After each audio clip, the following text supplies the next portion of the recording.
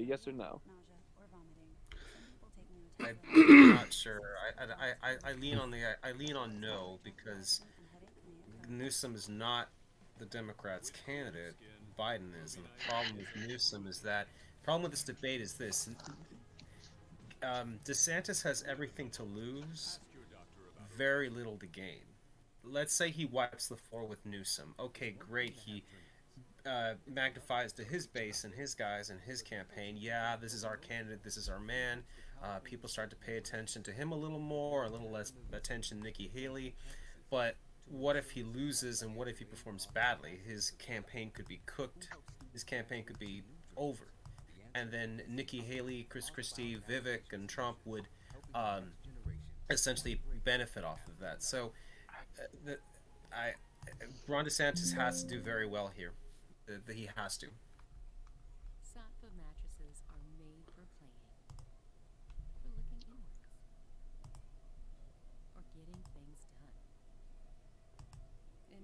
Hold on a second, guys.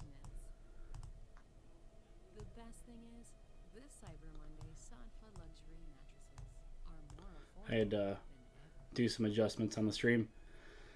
All right, so Jesus criminy. Um, so I guess I'm going to push back now a little bit to compare to what I was just saying. So, um, I, I mostly want to say this is not a good idea for our side because we're giving somebody a platform, and I feel like this could lead to something very dangerous in the general election if he were the nominee. But on the other hand, the DeSantis people are saying no, this is a good thing because now DeSantis is getting more airtime than say Nikki Haley or Whopper Hole Chris Christie, and now he's essentially getting a fifth debate when the rest of the corporate stooges are only getting four, and that could help prop him up in Iowa, where him and Haley are kind of neck and neck right now. He's in fourth in New Hampshire, and he's got to perform well there. So this could definitely help him in New Hampshire. And I believe he's in fourth or fifth in South Carolina, and he's in second in Nevada. So I think he's got to have a second place finish in all four of those early states if he's going to justify staying in the race. So with that, how do you guys think this will lead us into the fourth Republican primary debate next Wednesday? Well, in all honesty, DeSantis, his campaign is already cooked if you look at it. I mean, look, if you look at it, everybody on the debate stage this Wednesday, they're pretty much competing for the vice presidency. That's just how I see it. I would have to disagree with that. The only one who really is looking to be the VP spot is Vivek. I mean, DeSantis, has tried to keep some of the Trump people, but at the same time forge his own path. He's trying to play a ground where he cannot. If he wins he wins the primary, he can still get some of the Trump voters out to vote for him because he sees that okay, I'm going to need them. Chris Christie is out to forge his own path completely. He's out to say, look, I'm totally anti-Trump. I'm gonna do a coalition sort of Republican group. Nikki Haley, I'm not. She's playing both sides of the fence. So she said some positive things about Trump, but she's also trying to. Then she criticizes him sometimes. So she's really trying to play sort of middle ground. That's different from DeSantis, who doesn't want to. And the Vivek is just the VP spot, but I I would have to disagree with that. But I think that um, based on what you earlier said though, that yeah, DeSantis is behind in some places, but he's got the most endorsements um, of local and regional leadership in numerous states, like South Carolina, for example. He tied, or even I think he either tied with or beat Tim Scott for endorsements. And he's got a lot of other endorsements from these states you mentioned where he might be behind by a few points. So I don't think it's out for him. So I think maybe he's doing this because he wants to ease the people that are backing him, the political guys, and say, look, I am your candidate. I'm going to show you why. but I still feel this debate has a lot more risk than it does reward. Yeah, so I'm leaning way more towards what you're saying compared to what Dogs is saying. No offense, Dogs, but I think we have a disagreement here on this VP thing. I don't see how anybody in this Republican primary, as it stands right now, could be Trump's VP pick, other than, of course, Vivek Ramaswamy. Vivek, I was kind of interested in him in the beginning because he was like saying some common sense stuff. He's a really good talker. He's well spoken. He's young. He's all these things, but he's not really like, I don't know. He's kind of fallen flat with me, anyways, because he's not really even like kind of doing his own thing. He's just like kissing Trump's ass the whole step of the way, and it's kind of like, okay, well, yeah, Trump's in the race.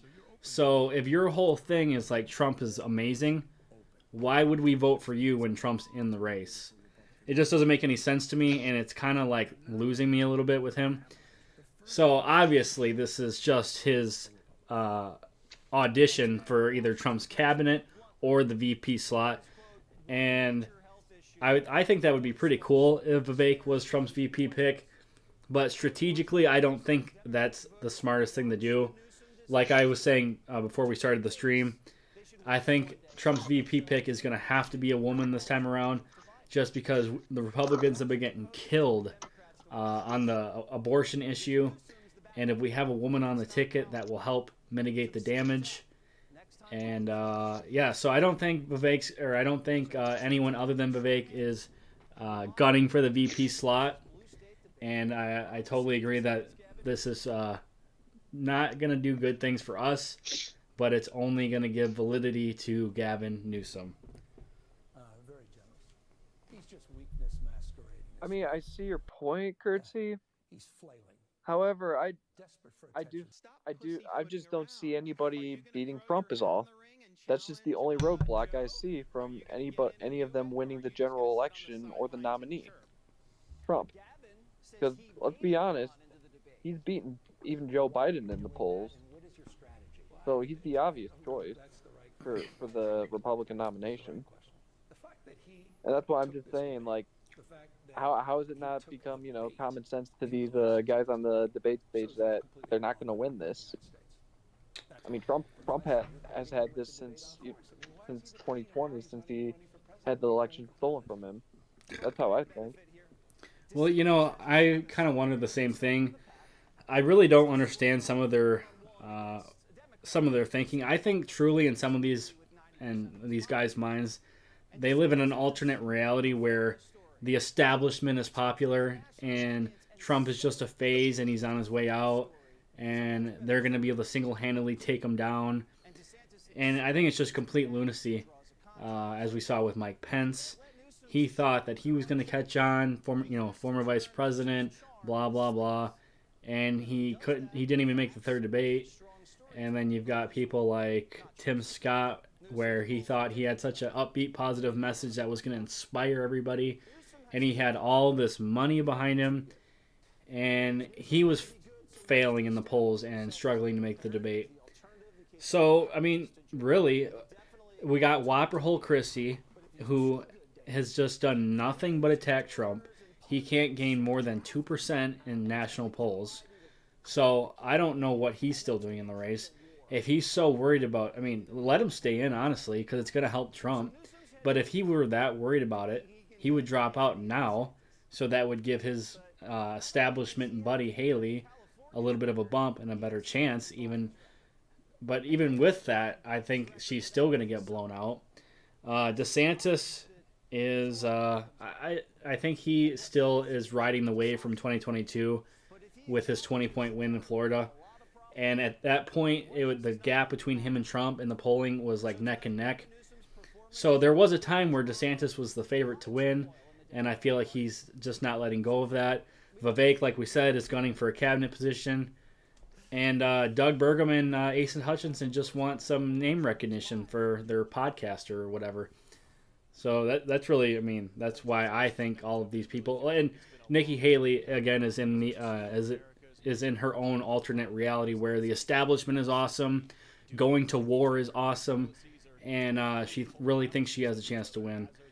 So that's really why, I mean, I can't get in these people's heads, but if I had to make a call on it, that's what I would say these people are doing in this race. Thoughts? Anyone else want to go? Well, war is based.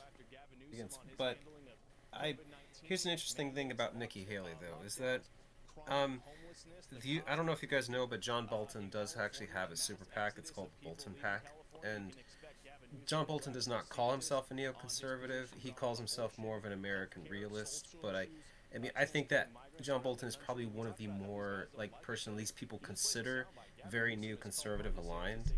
The thing about this is that it's interesting that John Bolton has not endorsed Nikki Haley yet. He has not come out and support. He has, and it's interesting that because the fact of the matter is, I think that there's a lot of people that are actually sitting right now on the fence and kind of saying, okay, which way will the winds go? Because I don't think they want to back a loser. They want to back a winner. And a lot of Republicans want to back a Trump alternative that can win. So I think right now, when it comes to Nikki Haley versus DeSantis, who are probably the most likely Trump alternative to potentially beat Trump, Chris Christie's been flooded with a lot of cash, and he's spending little of it. He's trying to maximize the amount of money he's getting, and he's getting a lot of money from some Republicans, more so independents, but even some Democrats. I think that he hopes that in the fourth debate he can really bring it home, and he's going to have to. But with how it ties into this debate is this: I think that Ron DeSantis feels that if I can make a good showing against who many people consider to be the golden boy of the left or the future of the Democratic Party, if I can make him look like a fool and humiliate him or humble him or beat him, then I will be seen as the premier guy. But that's if.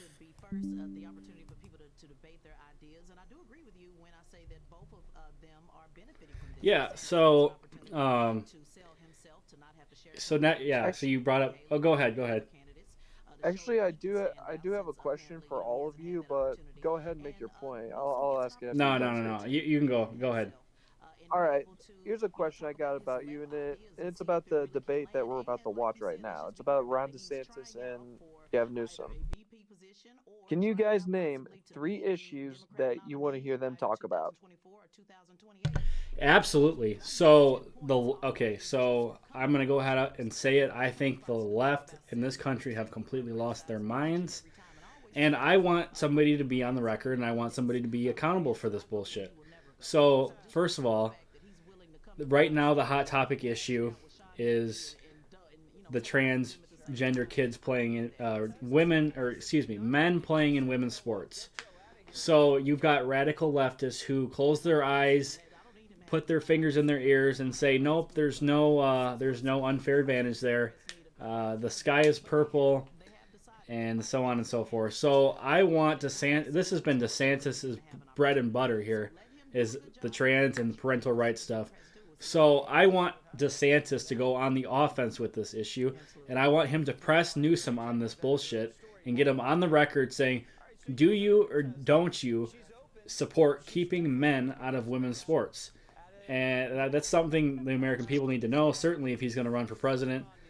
We want him on the record on whether or not he supports parents making the decisions for their kids in school, not radical, communist public school teachers who are on a warpath with their crazy agenda to indoctrinate kids. And I want Gavin Newsom to have to answer for the terrible economy that he's running in California. So DeSantis needs to just ask him this. So Newsom, you want communism, you want socialized medicine, you want free college and all this stuff, you want to raise taxes. Why the hell would we listen to you when California is pretty much on fire right now, burning to the goddamn ground? So that's what I want this debate to focus on. But I'm sure every Democrat across the country right now is trying to make every debate about the stupid abortion issue. And they do that because it plays well for them, and it does. So I'm sure that he's going to try to divert to that throughout the night. But yeah, so Caden, Neocon, what do you guys think? What are three I agree issues with you you, guys man. want to see? What are three issues you want to see Fig discussed in the debate? Three issues. One is the law and order issue. Like, you saw how the Antifa and other far left militants literally turned California into essentially almost something that you would have seen in a dystopian '80s film, and turned it into freaking reality. Like in San Diego, Los Angeles. I want DeSantis to really hammer home the fact to Newsom that your states literally become lawless no-go zones with this nonsense. I also think that he should bring up the economy and the facts that people are literally fleeing California for Republican states, for conservative states like Florida, because the land of California has become the land of the have and the have-nots. Unless you're really rich, you can't really do much there, and it's literally becoming harder and harder to not simply make a living in California, but to just exist. I mean, housing is through the roof. I mean, if you that's one of the most critical issues, and I think that he should also. Uh, I think that he should also talk about the transgender issue, but also the issue of abortion. I don't think Republicans lose on abortion. I think what happened in Ohio was an anomaly. Republicans fell asleep at the wheel. They thought, oh, no one's going to actually really vote to put abortion rights in the state constitution. I don't even need to show up. That's ridiculous. But guess what happens? Activists for the left always show up to vote. They don't hesitate to vote. Whether it's early voting or in-person voting, they are there. And Republicans fell asleep at the wheel. I think that he should get Newsom on the record. When should abortion should stop? Should we ban abortion? Should we allow abortion right up to the moment of almost birth? Because the thing about Democrats is when that comes to that question, they try to divert it. They don't answer the question, and I think it would be nice if he hammered home. When is it far enough? Because even if some independents are okay with some form of legal abortion, they do also want limits, and I think that DeSantis needs to hammer home when is the limit, and I don't think Newsom will answer that. Yeah, so making some good points, but the debate is starting now, so if we want to listen in and hear the opening remarks. The ones that impact the lives of the people that make this country great. The people in Florida, the people in California, and in many ways, every state in the country will discuss taxes, the economy, immigration, crime, guns, homelessness, education, parental rights, abortion, gas prices. In other words, the things that impact you every single day. In the end, you will get to decide which governing philosophy you believe is better. The governors will explain their governing philosophy. And again, you guys do have it pulled up on your ends, right? Let's get started. Everybody ready? Mm-hmm. All right. As we speak, there is a phenomenon. Oh, you can't play it across the entire country. I don't know how to do that. They are leaving blue states. Oh, that's okay. I'll just pull it up on my laptop, on my computer then. Right now from the years 2021 and 2022. These particular numbers are stark in the state that you lead. In the case of you, Governor Newsom, according to the U.S. Census, this is where the numbers come from. In 2021, 2022, California's lost 750,000 residents to other states. Governor DeSantis, during that same two-year period, you gained 454,000 residents from other states. So, Governor DeSantis, we had a coin toss. I was not part of it. I missed it. But apparently, Governor Newsom, you won the coin toss. And you chose to let Governor DeSantis have the first question. You will get the last word tonight. So I begin with you. For Governor Newsom, I will ask, what your response is on this as well. It's a simple question. How do you explain this phenomenon? Governor, what's going on? When I was in the Navy, I got orders to go to Naval Amphibious Base Coronado in Southern California. And I was a lifelong Floridian, but I went there and I was like, man, this is one of the most beautiful places on earth. And I think California has more natural advantages than any state in the country. You almost have to try to mess California up. And yeah, that's what Gavin Newsom has done since he's been governor. He's the first governor to ever lose population. They actually, at one point, ran out of U-Hauls in the state of California because so many people were leaving. Of course, he's imposed restrictions on his own people while exempting himself from those restrictions and going to the French Laundry. Yeah, while that's his bullshit. People were suffering. He led the country in school closures, locking kids out of school while he had his own kids in private school in person. Now, he's very good at spinning these tales. He's good at being slick and slippery. He'll tell a blizzard of lies to be able to try to mask the failures. But the reality is they have failed because of his leftist ideology. And the choice for America is this. What Biden and Harris and Newsom want to do is take the California model and do that nationally. In Florida, we showed that conservative principles work. This country must choose freedom over failure. That was a hell of an opening statement from DeSantis. It's good to be with you, Sean. It's nice also to see you in a tie as well tonight. Good to be with you, Ron. And I dressed up for the occasion, Governor. Dressed up? No, I'm impressed and I'm grateful. Look, it's an important occasion. This is an important conversation, and I think it's important to the folks watching. They're probably wondering, what are we actually doing here? And I want to answer that very directly. I'll tell you why I'm here. I'm here to tell the truth about the Biden-Harris record and also compare and contrast Ron DeSantis' record and the Republican Party's record as a point of contrast that's as different as daylight and darkness. You want to bring us back to a pre-1960s world, America in reverse. You want to roll back hard-earned national rights on voting rights, on civil rights, on LGBTQ rights, on women's rights, not just access to abortion, but also access to contraception. You want to weaponize grievance. You are focusing on false separateness.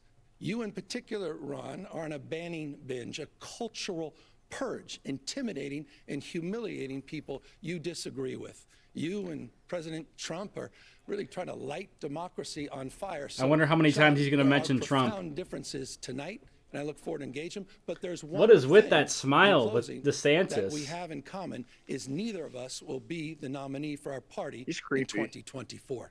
Governor, that was a good one by Newsom. I got to admit, that was a good jab. It didn't address the issue.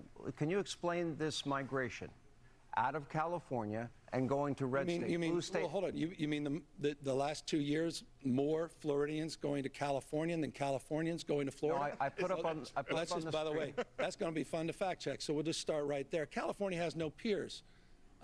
California dominates. Size of 21 state populations combined. It's the fifth largest economy in the world. We dominate. Number one manufacturing state. We dominate in two-way trade and research and development. What are you watching access this to on, innovation, Rumble? more scientists, more researchers, more engineers, more Nobel laureates in the state of California than any other state in the nation. The finest system of higher education.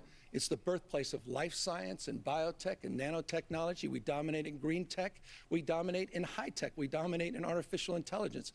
So with respect, I think it's an interesting campaign strategy for Ron DeSantis to be bashing a state of 40 million Americans when California simply has no peers. Well, that's a pretty slick way of not answering your question. He went on a binge of putting out a lot of left-wing platitudes. Here's what I would say. I talked to a lot of the people that have moved from California to Florida, and we never used to get people from California to Florida or really anywhere in the East Coast. Why would you leave California? It's got the best weather, great natural forest. Excuse me, sir. But one of the things that I did, I was talking to a gentleman, a couple. Guys, I'm going to let the debate breathe.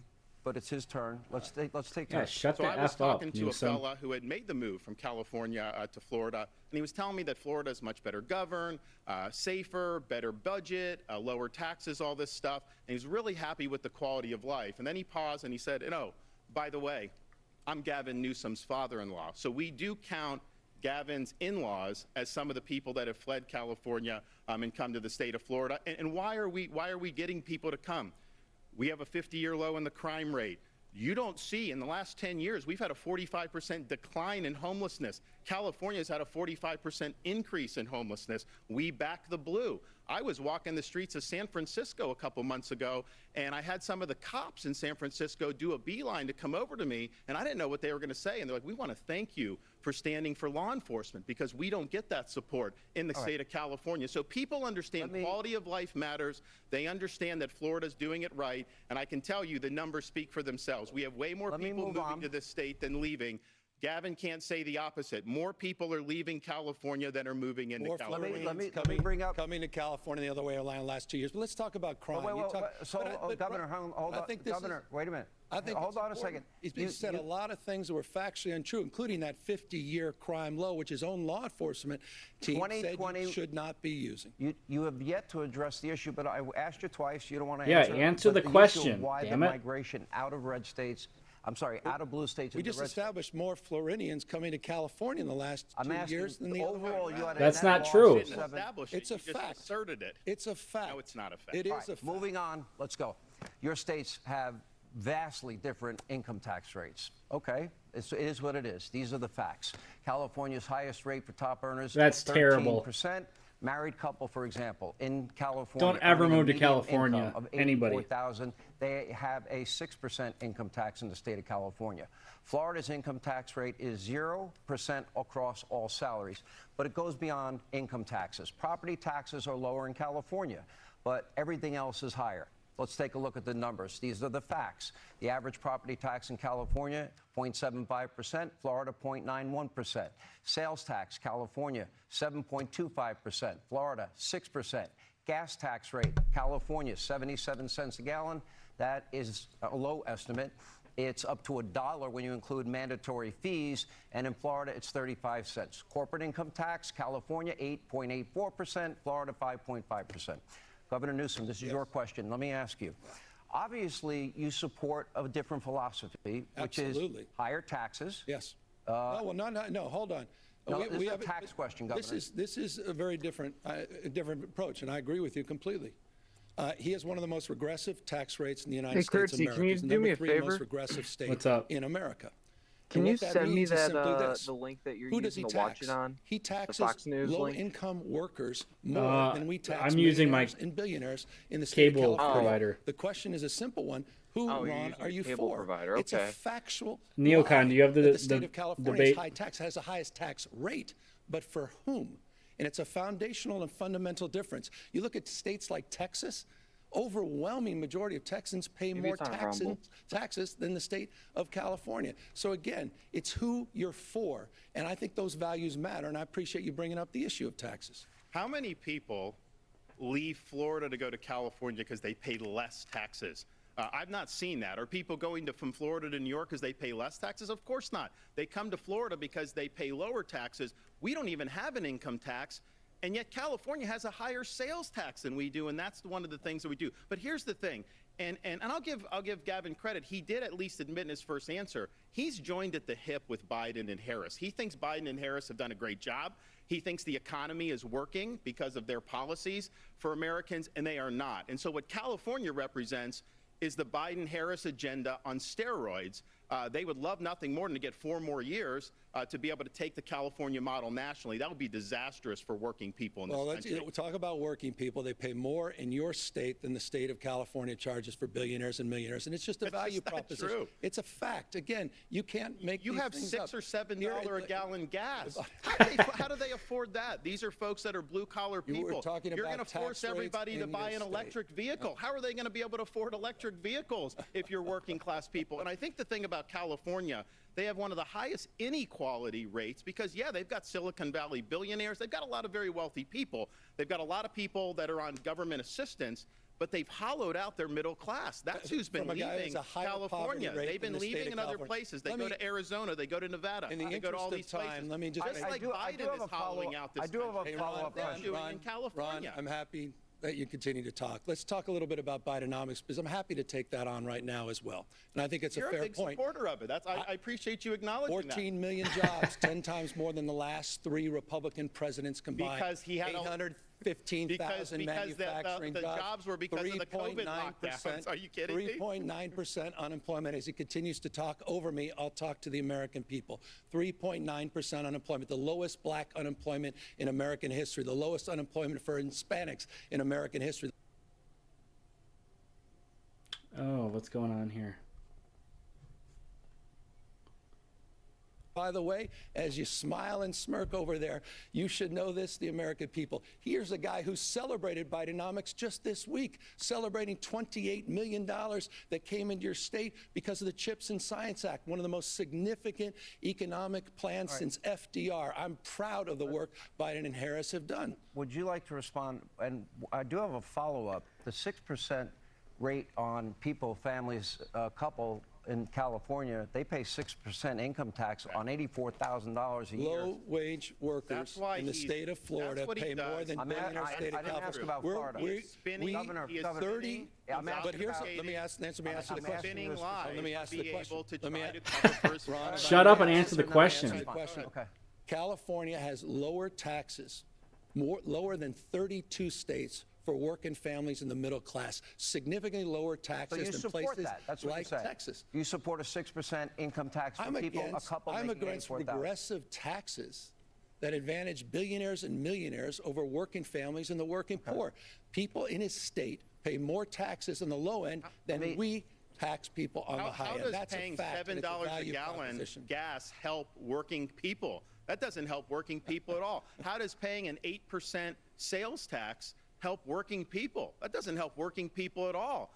They have the highest taxes in the nation. People flee to be able to save money to get out of California. And you have working class people that move to these other states. Their dollars go much further. But here's the thing. They want to take this Bidenomics and they want to double down on this for the next 4 years. How many people are able to afford groceries now compared to what you were doing 3 or 4 years ago? I talked to people, I talked to a woman who had a cart full of groceries going in, and they're ringing it up. And it got to be so expensive, she has to take a lot of the stuff out. That didn't used to be the case. People used to be able to work hard and get ahead. That is not true under Joe Biden. And you know what, Sean, one more final thing. Yeah, I can't find it anywhere online. California's unemployment rate is 60% Just pull it up on my channel. Than Florida's unemployment rate. I know, rate. but when I do it's back ahead, I can't stay on the same thing as you. You know what I mean? It's a command and control. Well, we're gonna when they go to commercial break, we're gonna mute it and have a discussion. On with the question of jobs. I think it's important. You know what? That affects. By the way, that affects everybody. Biden administration, the last 3 years, it's been a master Joe Biden paying you tonight 3.9%. I thought this was state versus state. No, but it's about the United States of America. I thought this guy was running for president of the United States. If you are running too. You just won't admit it. Running for a third term? You just won't admit it. You won't admit it. Why don't you just admit that you're running? Hold on. All right, we can't talk. We can't talk. talk. DeSantis is fine. Question: the unemployment rate in Florida right now is just 2.8%. As you stated. And California ranks second worst in the country at 4.8%. That's a terrible number for California. This question goes to Governor DeSantis, and then you'll have a chance to respond. Governor DeSantis. Well, right. I mean, they tax too much. They regulate too much. They have a political agenda. It's not a good climate for business. They've lost a lot of companies. A lot of companies have moved to Texas. We have had some to Florida, but they've lost a lot of companies to Texas because they're not doing a good job looking out for folks and not creating a good business environment. And, when I have people that come to Florida, they tell me, you guys actually want us to succeed in Florida. And they feel like when they're in California, they don't want business to succeed. Is that what Disney's saying, the Tampa Bay Rays? Well, actually, yeah. I think that's an interesting point with Disney because I had Disney open during COVID, and we made them a fortune, and we saved a lot of jobs. You had Disney closed inexplicably for over a year. You were not following science. You were a lockdown governor. You did a lot of damage to your people. You had more kids locked out of school for a longer period of time in California than anywhere else in the country. It was the working class kids. It was the middle income kids. His kids were in private school. They were in class in person. He locked people out because of the teachers' union. He is owned by the teachers' union. You will never cross the teachers' union. This is just a lot of hot air. Lock, stock, and barrel. Let's talk about COVID. Let's talk about your record on COVID. You passed an emergency declaration before the state of California did. You closed down your beaches, your bars, your restaurants. False. It's a fact. You had quarantines. False. You had quarantines. You had checkpoints all over the state of Florida. By the way, I didn't say that. Donald Trump laid you out on this, dead to right. You did that. True. You followed science. You followed Fauci. That's not false. He followed science. He followed Fauci. You were promoting. Hold on. You were promoting vaccines. You were promoting vaccines. You even wore a mask in we September. were open, Sean, you were closed. if Everybody okay wore you, masks. We'll do this. Why were you closed Why don't we do for this so in a way long? where we both can have Why were you closed opportunity? for so long? You wore You a were mask closed. with All right, guys, Donald guys, Trump closed. outside I'm trying to let it breathe. in September Gavin, 2020. He did all of Governor that Newsom. until he decided to fall prey to the fringe of his party. And as a consequence of that, Ron, tens of thousands of people lost their lives. Not true. The equivalent, if I had your policies, the equivalent of 10 9/11s. Tens of thousands of people lost their lives. And for what, Ron? Those are more lies. In fact, the Lancet just did a study. Florida had a lower standardized COVID death rate than California did. That's a Lancet study. One more thing. The other thing we had, the other thing California had, California had higher excess mortality than All right, gentlemen. Let me talk about the excess mortality real quick. Honestly, because the hold on a excess second. mortality is other things. I want to ask you both. Slow down. I want everyone to be heard. If I can ask you, I really do want this to breathe. I want this debate to breathe. I want it to organically develop. To do that, I need both your cooperation. I don't want to be a hall monitor. It's not my style, all right? You mentioned COVID. Let me go to COVID. And I plan to bring this up later, but you both took very different approaches as it comes to COVID. Governor Newsom, you issued the nation's first stay-at-home order on March 19th of 2020. Governor DeSantis, you took a lot of heat for reopening schools. You opened schools in Florida in August of 2020. All right, so here's the data, which I think is important. This is where the facts come in. Your state's death rates were almost identical. This is factually untrue. Hold on. Factually untrue. It's from the CDC. And by the way, It's not both untrue. your states, with such different approaches, which is pretty fascinating, were both lower, significantly lower than the national average. These numbers come straight from the CDC.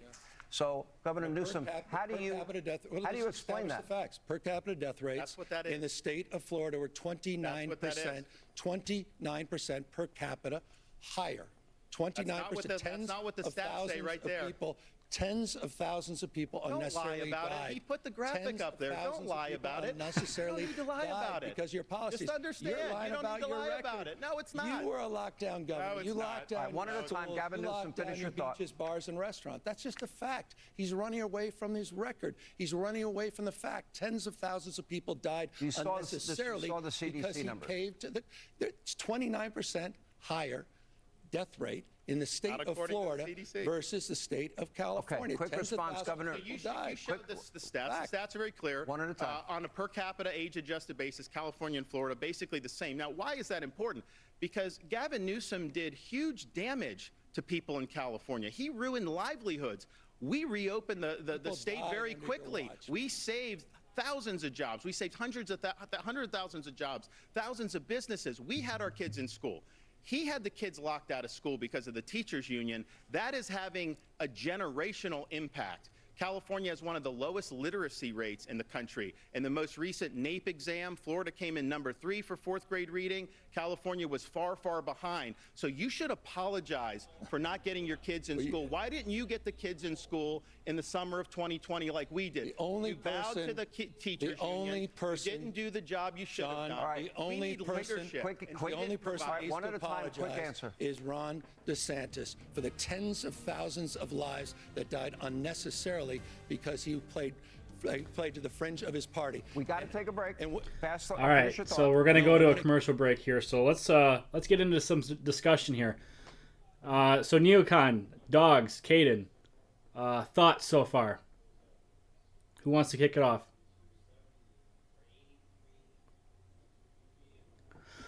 I'll say that I think that Newsom's surprisingly doing decently for himself. He needs to keep doing better.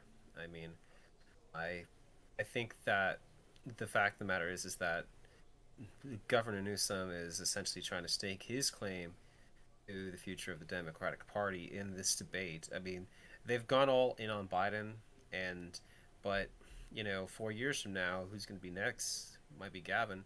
But if Ron DeSantis continues to perform well, people are going to wonder, well, should Gavin be the nominee in 4 years? I don't know. I think I'm well pleased so far. I hope he continues to do better, because this is what he needs to be doing right now. He does really better, I think, one-on-one than he does in a multi-group debate. Yeah, I think you're totally right. DeSantis, he doesn't seem as awkward tonight as he has been in like the past Republican primary debates. But I will say Newsom came to the debate with answers for the stuff that he knew he was going to get hit with. So it looks like he prepared well. He's had some good lines. I think the line that stood out to me was he said that I know one thing for sure, that the two of us will not be our party's nominee for president in 2024. So that was a really a smart jab at DeSantis. But I will say, I think it's not a good look for Newsom to keep interrupting. That never plays well when anybody ever tries to do that. People think that it's a good thing to do because it gives you attention, but it always backfires on everybody who does it. We saw that in the first debate in 2020 with Trump. He got hit real hard after that debate. We saw it in the first Republican primary debate, and we saw it with Doug Burgum. So the person who keeps interrupting, it never bodes well for them. So I think he should, reel it in a little bit. So dogs, I don't know how much you've been able to see so far, but what do you think so far?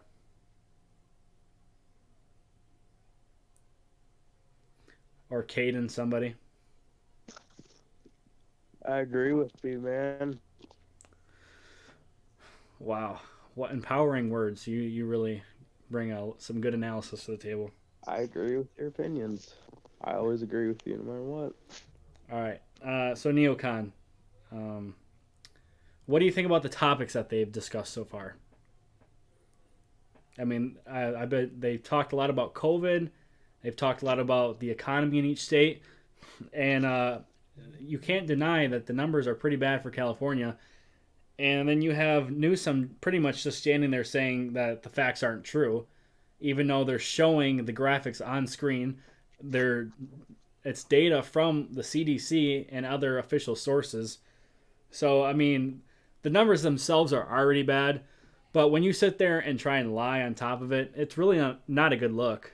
What do you think?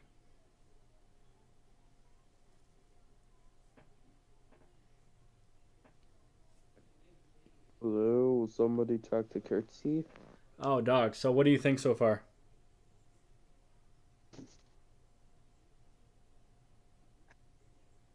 I think it's a good thing.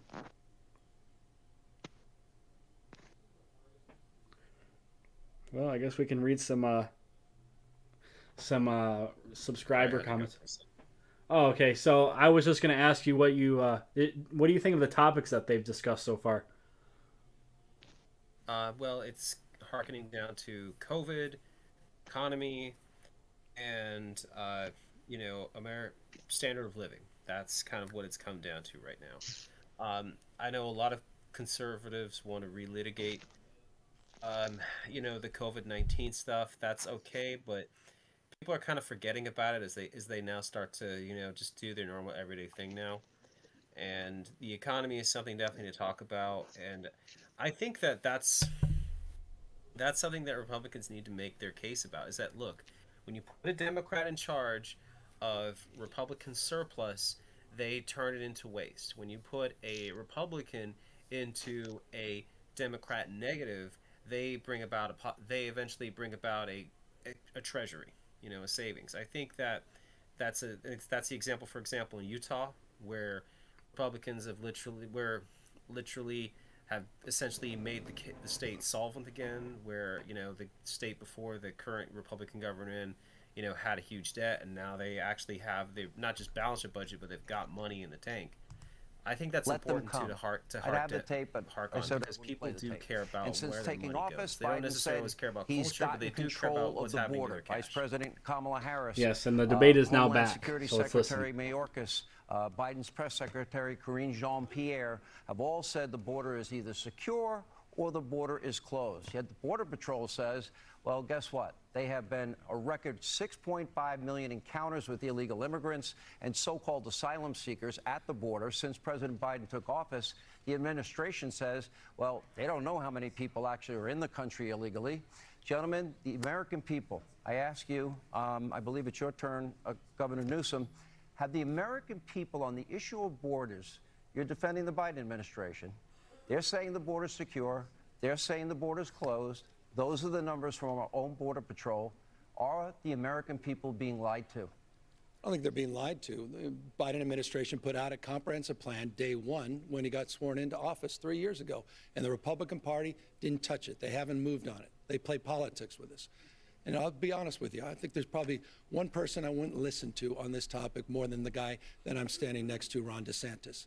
He lacks any credibility on the issue of immigration. When he was in Congress, he supported amnesty. When he's in Congress, you supported John Boehner's bill. It's a fact. False. When you were in Congress, you supported Obama's. You supported Obama's efforts to advance comprehensive reform. False. The last guy you want to talk to on the issue of immigration. Your immigration policy can best be described as a governor from the state of Florida going into another state, the state of Texas, lying to migrants, promising them jobs and housing, sending them to an island, Martha's Vineyard, and then sending them to a parking lot in Sacramento, California.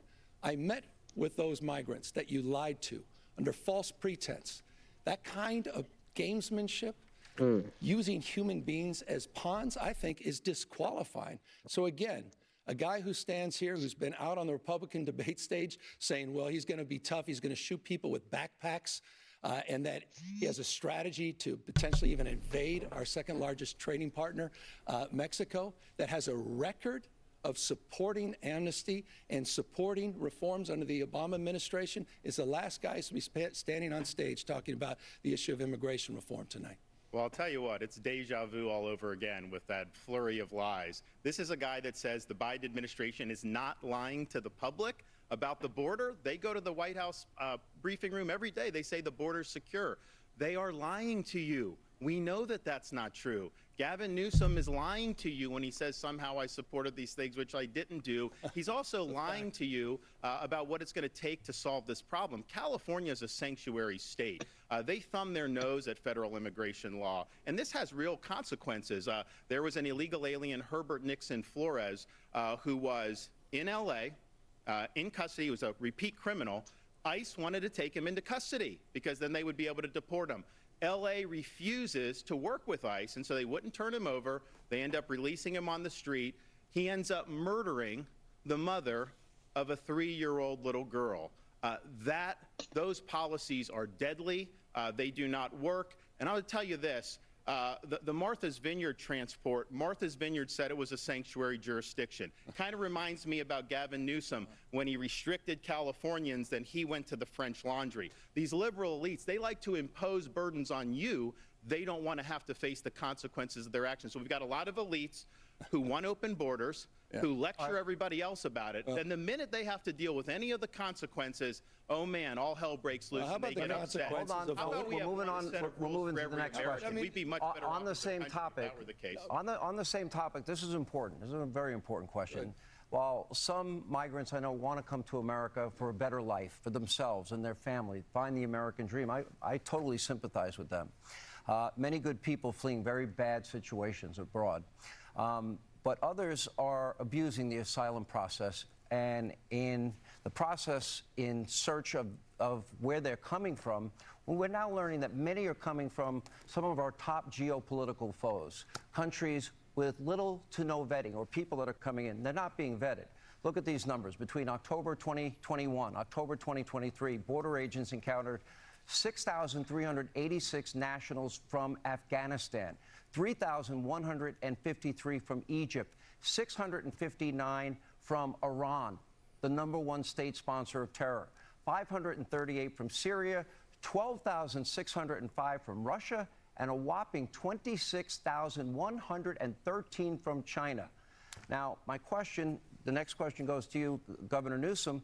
What are the odds that Biden's open borders have allowed terrorists and terror cells unvetted into this country? Is that a clear and present danger to every American? The odds are 100%. Of course our enemies are going to take advantage of this.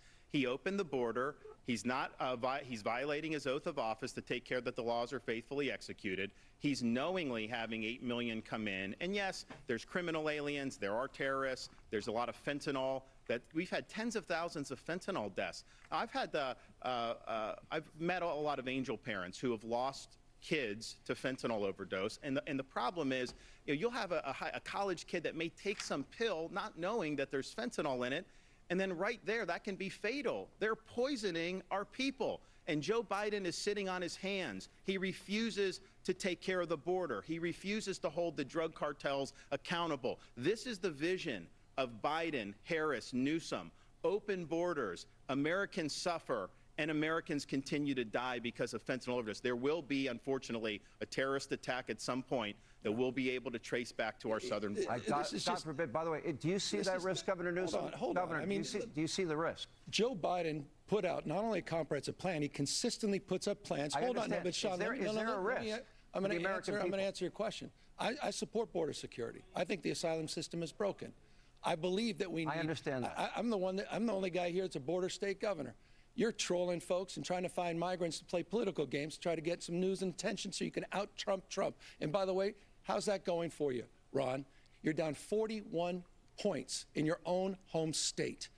On the issue of immigration, Joe Biden put a $14 billion immigration package up in front of Congress, 2,300 border agents, as well as custom officials, 1,000 new law enforcement officers to deal with the fentanyl issue. And by the way, that's a major issue in your state, 41% higher overdose rates than the state of California. And here's what I haven't heard, not a peep from Ron DeSantis. They want to demagogue this issue. You want to play politics with issues. You don't want to solve this issue. Why don't you lead your party and support that $14 billion package? Hold on. I have a follow-up. Governor Newsom, I appreciate your answer. You have mentioned comprehensive immigration reform many times. It's not happened under Joe Biden. I don't think it's going to happen next year. Put a detailed plan in. Republicans in Congress refused to act on it. Let me finish my Congress to work with this administration. My question was, with all of these millions and millions of people coming into this country unvetted, the question was and remains, is this a clear and present danger from the countries I put up on the screen? Is that a clear and present danger to America? And what do you do in the interim before you can have? That's why the President of the United States put a $14 billion package in front of Congress they can act on today. And what would that? They haven't done anything what would that in 2 years, this Congress. What do you Literally support? not a single piece of wall? legislation. I support the $14 billion package President's put forward. That includes 2,300 border agents and customs officials. By the way, also includes $850 million in new technology for border security. You hear nothing from Ron DeSantis. You hear nothing, Sean, respectfully. You hear nothing from the Republican Party. They play politics. I'm almost out of time. The President put the plan up to address the anxiety around Let me ask the question another way. Does it worry you that our top geopolitical foes, the number one state sponsor of terror, Iran, China, Russia, Afghanistan, Syria, that they're at our southern border? You're a border state governor. Does that concern you at all? Why else would I have put the answer is yes. Why else would I put the National Guard? Why would I have just increased it by 50% on the largest port in the Western Hemisphere in my state?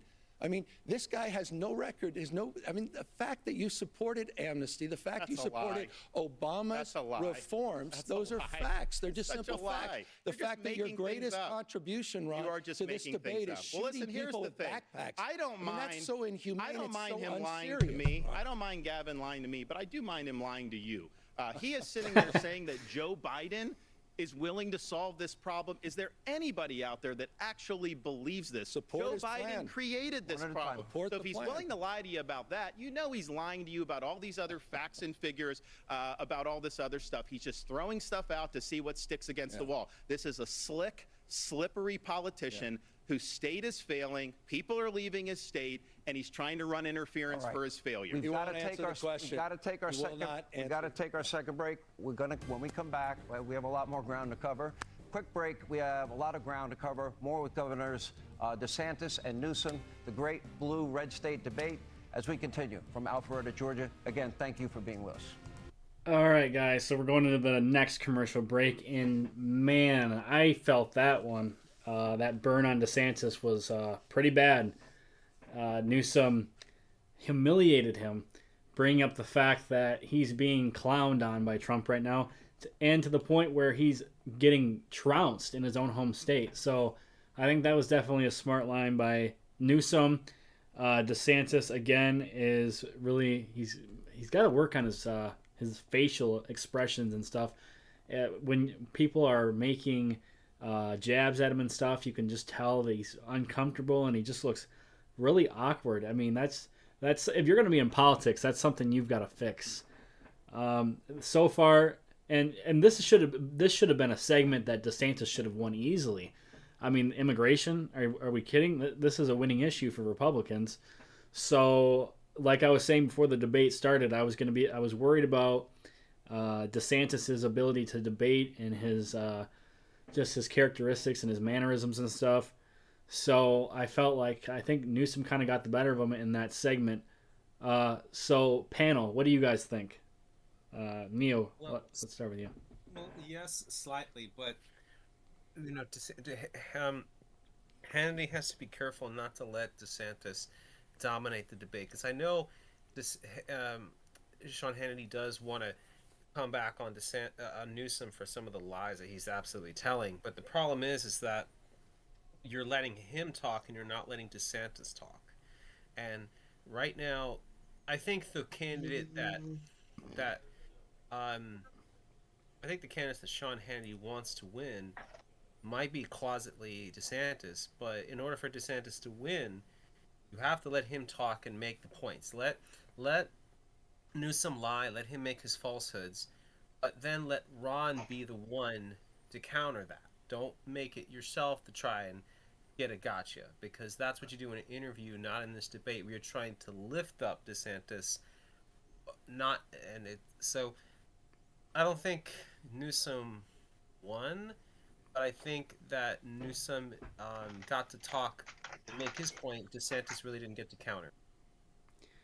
Yeah, I agree. I think DeSantis did have a good point when they were talking about the sending the migrants up to like Martha's Vineyard and sending them to all these northern sanctuary cities like New York and Chicago, because all of these crazy left-wing radical mayors and governors talk a big game about bringing in all these immigrants and being sanctuary cities and states, except when it's inconvenient for them.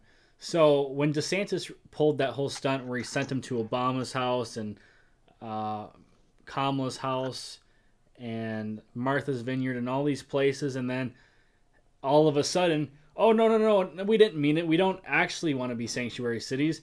No, let's send all these people back.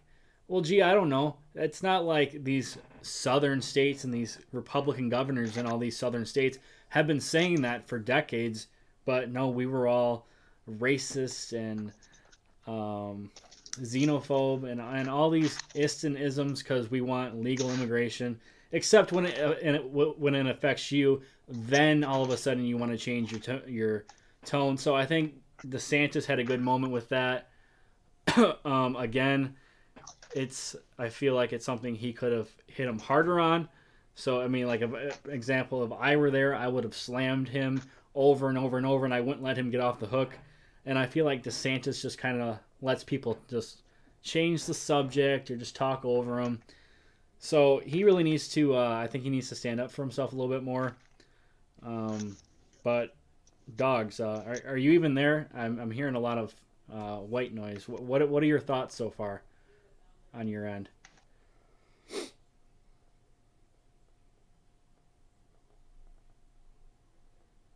I'm not sure they're there. You might want to pull him out and tell him to get back in when he figures his stuff out. But with regards to that, I think DeSantis, it's always a risk interrupting someone in debate, because then you're seen as being dominating, but each other breathe. Debate's coming back. I don't want to be the hall monitor. Please don't turn me into that. Anyway. That's like the third time you've said that now. That's such a dumb line. FBI numbers, violent crime nationally for each of your states. Keep in mind, this statistic shows what is the combined rate of homicide, rape, robbery, aggravated assault, the year 2022. On the national level, the rate was 380.7 offenses per 100,000 people. In California, meanwhile, the rate was much higher, 499.5 offenses per 100,000. In Florida, lower, 258.9 offenses per 100,000. Governor Newsom, let me start with you. Your numbers are way higher than the national average How do you explain that when safety and security, I would argue, is a prerequisite for the pursuit of happiness? Well, I couldn't agree with you more. We're near 50-year lows, down 55% violent crimes in the state of California from the 1990s. And I want to compare and contrast that with the issue in Florida that you didn't mention, and that's the murder rate. And let's broaden it more broadly. The issue is 7 of the top Those numbers were part of the murder rate. 7 of the top 10 murder rates in the United States of America are red states. He has a 66% higher gun death rate than the state of California. He has a higher murder rate. Go to places like Jacksonville. Go to places like Orlando. Go to places like Tampa. The murder rate's off the charts compared to cities like San Francisco. And you know what? Even more egregiously, Sean, and I think this is important, the American people deserve an answer from you, Ron. You had one of the worst mass shootings in American history, Parkland. 17 kids were gunned down, lives lost, 17 others, lives torn asunder. You had a young girl by the name of Jamie Gutenberg, whose father pleaded with you to do something about it. And you know what you did? You did the exact opposite. You made it easier for felons to get guns without background checks, without any training. These people pleaded with you, the parents and the families, to get tough on gun safety. And again, you made it easier for felons. He said of you, Ron, and I agree with him, after you signed that concealed carry bill, which increases the likelihood, Fred Gutenberg said, of more Jamies losing their lives and more Parklands, he called you weak, pathetic, and small. So with respect, I appreciate you're talking to police officers in the state of California. You may want to spend a little bit more time, not on the Ohio Trail and other places across this country. You may spend a little more time back in your home state and address the murder and gun violence in your own backyard. So this is the slick politician. You put up the rates. He has 500 per 100,000. Florida is 250. So that's almost twice as much. And he's trying to spin that to say California's doing good. People are leaving California in droves, largely because public safety has collapsed. They have, I mean, you go, when Californians come to Florida, one of the things they'll say, it's almost like an out-of-body experience. They can go to the store, get toothpaste off the shelf, pay for it, and leave, because in a lot of these places in California, everything's under lock and key because they basically legalized retail theft. They have chosen in California to put the interests of the criminals over public safety. They're easier on sex offenders. They're easier on all these crimes that are leading to a collapse in the quality of life. And if you just walk around San Francisco, you will see, and I think it's interesting, Gavin Newsom was mayor of San Francisco. So he took the San Francisco model, turned that into a template for California's collapse. Now the left wants to take the California model and use that as a template for America's collapse. We cannot let that happen. Wait, I got to, Governor, no, I got a follow-up question. You brought up Jacksonville, Florida, compared to San Francisco, is 126% higher. Governor, let me bring up it's 84% the next question higher. dovetails in into Tampa, this. It's 75% higher. What? Let me also say, what are you talking about when it comes to this? I know you like to jabber. By the way, those are all easily fact-checked. I know you like to lie. Anytime you're uncomfortable, he put the statistics up there. Those are all your facts. crime is higher. What are you doing about we know the your gun crime's murder rate higher. Gentlemen, what are you I'm doing going to move about on. The gun murder rate in your state? We'll let the audience. We'll let the audience look at the numbers, the FBI numbers, and decide. According to the gun control advocacy group, What's with the camera? For gun safety. Okay, California has the most, as you support, I know, Governor, restrictive gun laws in the United States. Florida has the 19th most restrictive. Yet, if you look at the year 2019, when each of you took office, California has had 21 mass shootings. Florida has had 9. Now, that is according to a USA Today, AP, Northeastern University database data. Keep in mind, a mass killing is defined as the intentional killing of 4 or more victims, excluding the deaths of unborn children and the offenders by any means within a 24 period of time. I believe, Governor DeSantis, you get this first.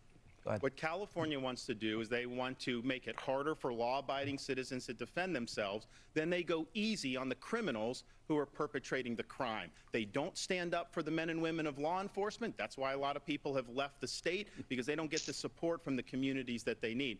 And, Gavin told another lie. He said we made it easier for felons to do. Felons are not allowed to possess firearms. That's federal law. That's been long-standing. No background checks. That is an absolute lie that he's saying like that. That has nothing to do with buying or purchasing a weapon. So that's just a lie, another lie that's coming up. But here's the thing. People are leaving California in droves because he has failed to stand up for public safety. They are on an ideological joyride to let people out of prison early, to go easy on them. Heck, your buddy, Gavin's buddy in Los Angeles, Gascon, he doesn't even prosecute. When I was in Southern California for the Reagan debate, a lot of the women tell me they have to take off all their jewelry just to be able to go shopping, because otherwise they're going to get mugged. That is the reality that people are facing in California. Gavin can try to put lipstick on that pig, but the fact of the matter is he has failed the people of California. Governor Newsom. I love this guy talking about backing the blue when you dangled pardons for January 6 insurrectionists, 85 of them that were charged with attacking law enforcement. You talk a big game about backing the blue. With all due respect to the crime rate, again, he's not answering the fact that he has a higher murder rate than the state of California, a 66% higher gun death rate than the state of California. And I can easily answer this point. Gun safety saves lives. I don't think it, I know it. And the data bears that out in the state of California. California proudly does lead in terms of common sense gun safety. Common sense gun safety saves lives. You had the chance to do something meaningful. You had a chance to do something on behalf of those Parkland families. You did the exact opposite. You moved in the exact opposite direction. With all due respect, look at your own backyard, Ron. So You're not mining your backyard on this issue. I will do that because we have we had two radical left Soros district attorneys, like your buddy Gascon in LA, one in Tampa, one in Orlando. They were endangering the public, and I removed them from their posts. Gavin Newsom has not lifted a finger to rein in Gascon in LA. That city has collapsed. That county's collapsed because he is not enforcing the law. So that's just the and here's the thing. This is what's happening. That California model, that's been done in Philadelphia, Baltimore, all 15 seconds. We got to go break. Come on. I mean, you're running for president of the United States. You're talking down the great state of California. You're talking down one of the great American cities, Los Angeles. That's insulting. And LA's a shithole. You're trying to obfuscate the facts that you have a higher murder rate in the state of Florida and the state of California. We got to some take of a the break. lowest crime rates we've had in 50 years. Well, we'll have more with Governor DeSantis, Governor Gavin Man, Newsom. they keep taking so many commercial breaks. The great state debate, blue versus red. There's hardly any differences. A lot of ground to cover. Thank you for being with us. We're going to take some subscriber comments here, and we're going to put them into our discussion. So, let's see. So Neocon, I wanna give a chance to somebody in our comments who made a comment about something you said. So Michelle Blanda said to your comment about how you said Hannity is secretly in the closet rooting for DeSantis. She kind of took that and said, really? Like, who would have thought? So how would you respond to her and anyone else who might have a similar comment like that? Well, her comment really, it's like, well, who would have thought? Well, yeah, of course they're going to root for him because, I mean, at the end of the day, I think if DeSantis crushes Newsom and does so, in this debate, or if people look at this debate, because again, DeSantis people are going to say DeSantis won, Newsom people are going to say Newsom won, but if a lot of people who are independent, nonpartisan, or centrist are going to say choose a winner here, and if it's DeSantis, I mean, that's a good thing for conservatism. That's a good thing for Republicans. I mean, the fact of the matter is that this is an ideological fight. So why would you not want to support DeSantis? And I think that, but I think closetly, Sean Hannity sees DeSantis as a potential, a nominee. Maybe he doesn't see him as the one now, although I think that DeSantis could be and maybe should be. But, if people like Ron DeSantis can wipe the floor with these leftists, why would we not celebrate it?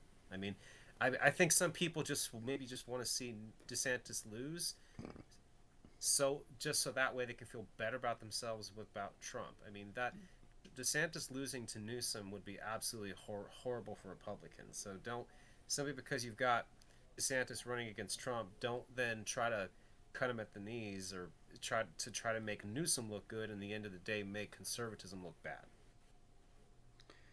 Yeah, I totally agree. And I can just go ahead and say, and I'll get your opinion on all of you guys watching. I want to know your guys' opinion. So from the last commercial break to now, that segment we just had, I think DeSantis did a little bit better that time. Newsom was trapped into a corner. He did a good job of trying to, squirm around the answers and dodge the facts, because he seems to be well trained and pretty good at that. But you can't really, BS your way out of the fact that California has the strictest gun laws in the country, and they still have more mass shootings than Florida. So, the crime thing, DeSantis hitting him hard on the crime. I know, me personally, being from Wisconsin, I don't know what it's like to be out in LA and San Francisco, but I know it's pretty bad. And I know Americans, when they see this on the news of gang members and criminals just walking into Walgreens, loading up a trash bag of stuff and just walking right out the front door, and you can't prosecute them, I can speak for myself and probably most Americans. We get furious and our blood boils when we see that bullshit on TV. So I feel like DeSantis hitting him with that was a good idea, because the majority of the country is behind him on that. Newsom has failed miserably on crime in California. Next to New York and Chicago, California is one of the worst places in the country on the issue of crime. So Neocon, what do you think about that last segment we had? And then to all of you in the audience, in the chat, who do you guys think won that last segment? I wish that Ron DeSantis had hit that law and order stuff harder. The fact, like, just what you mentioned right there. The problem is that, Newsom tried to mention cities in Florida, right? He mentioned, I think, forget which one he mentioned, but the cities that he mentioned, one of them then DeSantis mentioned said he got rid of the DA because the guy wasn't, prosecuting people. And the thing is, he should have said, yeah, those are cities now, controlled in March by of last Democrats. year, Governor DeSantis, as you know, you That's signed why the it's so Parental bad. So Rights in you brought those Education policies bill, into Florida and from let me read California. from it. It Thank you. says, That's what he should have classroom said. instruction by school personnel or third parties on sexual orientation or gender We'll identity finish may talking not about occur crime in after this. kindergarten through grade 3 or in a manner that is not age appropriate or developmentally appropriate for students and according with state standards. Critics have called the bill, quote, homophobic. This is the one they branded the Don't Say Gay bill. I ask you, Governor DeSantis, in especially the lower grades, should schools, and maybe all grades, should schools be focusing on reading, writing, math, science, history, computers, and maybe leaving values, considering parents might have different values than teachers at school, to the parents, to religious institutions, or is it the role of the school? What is the role? The role of the school is to educate kids, not indoctrinate kids. It's not to impose an agenda, it's to do the basics. And what we've said in Florida is it's inappropriate to tell a kindergartner that their gender is a choice. It's inappropriate to tell a second grader that they may have been born in the wrong body. Now, California has that. They want to have that injected into the elementary school. My wife and I have a 7-5 and a 3-year-old. We don't think that that's appropriate. And I know most parents do not think it's appropriate. It's also important to respect parental rights to know what curriculum is being used in the classroom, and everything should be age appropriate. I actually have something that I brought that some parents have objected to. So this is a book that's in some of the schools in California. Florida, this is not consistent with our standards, called Gender Queer. Some of it's blacked out. You would not probably be able to put this on air. This is pornography. That is cartoons, ridiculous. It's aimed at children, and it's wrong. So this should not be in schools. When people like on the left say that somehow you're banning books by removing this from a young kid's classroom, no, this is not age appropriate. And so we're going to stand for the rights of parents. I think we need to do that nationwide. I don't think you can have a situation where some states just trample on the rights of parents. Parents have a fundamental right to direct the education and upbringing of their kids. I mean, by the way, you've been on a banning bench. 1,406 books have been banned just last year under Ron DeSantis' leadership. I love that he keeps pulling this out. I've seen this. He's been doing this all over the campaign trail. What's wrong with Toni Morrison's books? It's not banned. What's wrong? It's not true. Not. What's wrong with Amanda Gorman's? Not banned. And the poetry. 1,406. 1,406 books have been banned on your banning bench in the state of Florida. As it relates to parental rights, come on, California, it's in our Constitution, parental engagement. It's called the LCFF process. We actually require parental engagement on curriculum development, and we don't. Complete lie. We don't require K through third grade sexual education. That doesn't happen until middle school. What you're doing is using education as a sword for your cultural purge. And you know what? With all due respect, you know, I remember in the 1970s, we had a bill called the Briggs Initiative. And there was a guy by the name of Ronald Reagan, so offended by the Briggs Initiative, which was the original Don't Say Gay bill. In that case, it was not allowing teachers that happened to be gay to teach. And Reagan had the courage to stand up, and he said, you can't catch gay like you can measles. I don't like the way you demean people. I don't like the way you demean the LGBTQ community. I don't like the way you demean and humiliate people you disagree with, Ron. I really find this fundamentally offensive, and this is a core value that distinguishes the values of my state and, frankly, the vast majority of Americans against the weaponization of education and the purging that he's advanced. I have a follow-up question for you, though. And by the way, first, Governor, yes or no, are the book banning issues, is that not a state issue? Is that a state issue or a local issue? Local, and he's okay. That's all I want to know. The home book wasn't there. That was not. Here's the question I have for you, Governor Newsom. Some of the books you're talking about, one is called, the governor just brought it up, it's called Gender Queer, a memoir. Explicit pornographic book showing sex acts. Another, Flamer, graphic book about young boys performing sex acts at summer camp. This book is Gay, a book containing instructions on the ins and outs of gay sexuality. Let me finish. Let's Talk About It, a book that contains graphic descriptions about how to masturbate for males and females. My question to you, Governor Newsom, what the fuck? Those books, do you believe that's appropriate for school districts to teach kids? He better have a good answer for this. Those are not, it's not part of the curriculum. They're not teaching those kids that. Those are books that were in school. Hold on. The bottom line is you are on a book banning binge, your state. 1,406 books, 3,362 in this country. You didn't answer. Florida's what about those books? That's not, we don't provide for K through third grade education, that kind of curriculum. It's just made up. These guys make it up. It's part of this cultural purge. Schools and high schools where it's appropriate. This is a ginned up, made up issue to divide this country. You talk about dividing this country. This is part of the culture war, the weaponization of grievance. This is part using education. We're focusing on math, science. We're focusing on reimagining our school system. We're going to get to education He's criminalizing teachers and criminalizing librarians that check out the wrong book. The schools to impose a liberal agenda, social justice. They have this ethnic studies where they're dividing people. That's what they're doing. But let me just say something about parents' rights, because he says California respects parents' rights. This is Rich. He's been telling a lot of whoppers tonight. This may be the biggest. In California, if you're a parent in Iowa or New Hampshire or South Carolina, your minor child can go to California without your knowledge or without your consent and get hormone therapy, puberty blockers, and a sex change operation, all without you knowing or consenting. How in the heck is that honoring parents' rights when you're bringing people from out of state to go around their parents' backs and getting life-altering surgeries? That is radical. That is extreme. That is an assault on parents' rights. You know what, Ron? It's not for you to decide. It's for the parents to decide. And the parents do not want their kids going to these other things. Let me go to a follow-up. Let me stay on a follow-up. Let's turn to the issue of education. Where's your decency and humanity and grace when it comes to decency of ripping somebody away from gentlemen, please.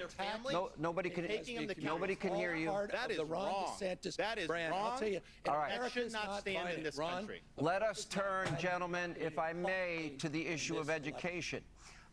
Here is public school spending per K through 12 students, according to the Education Data Initiative from the U.S. Census Bureau and National Center for Education.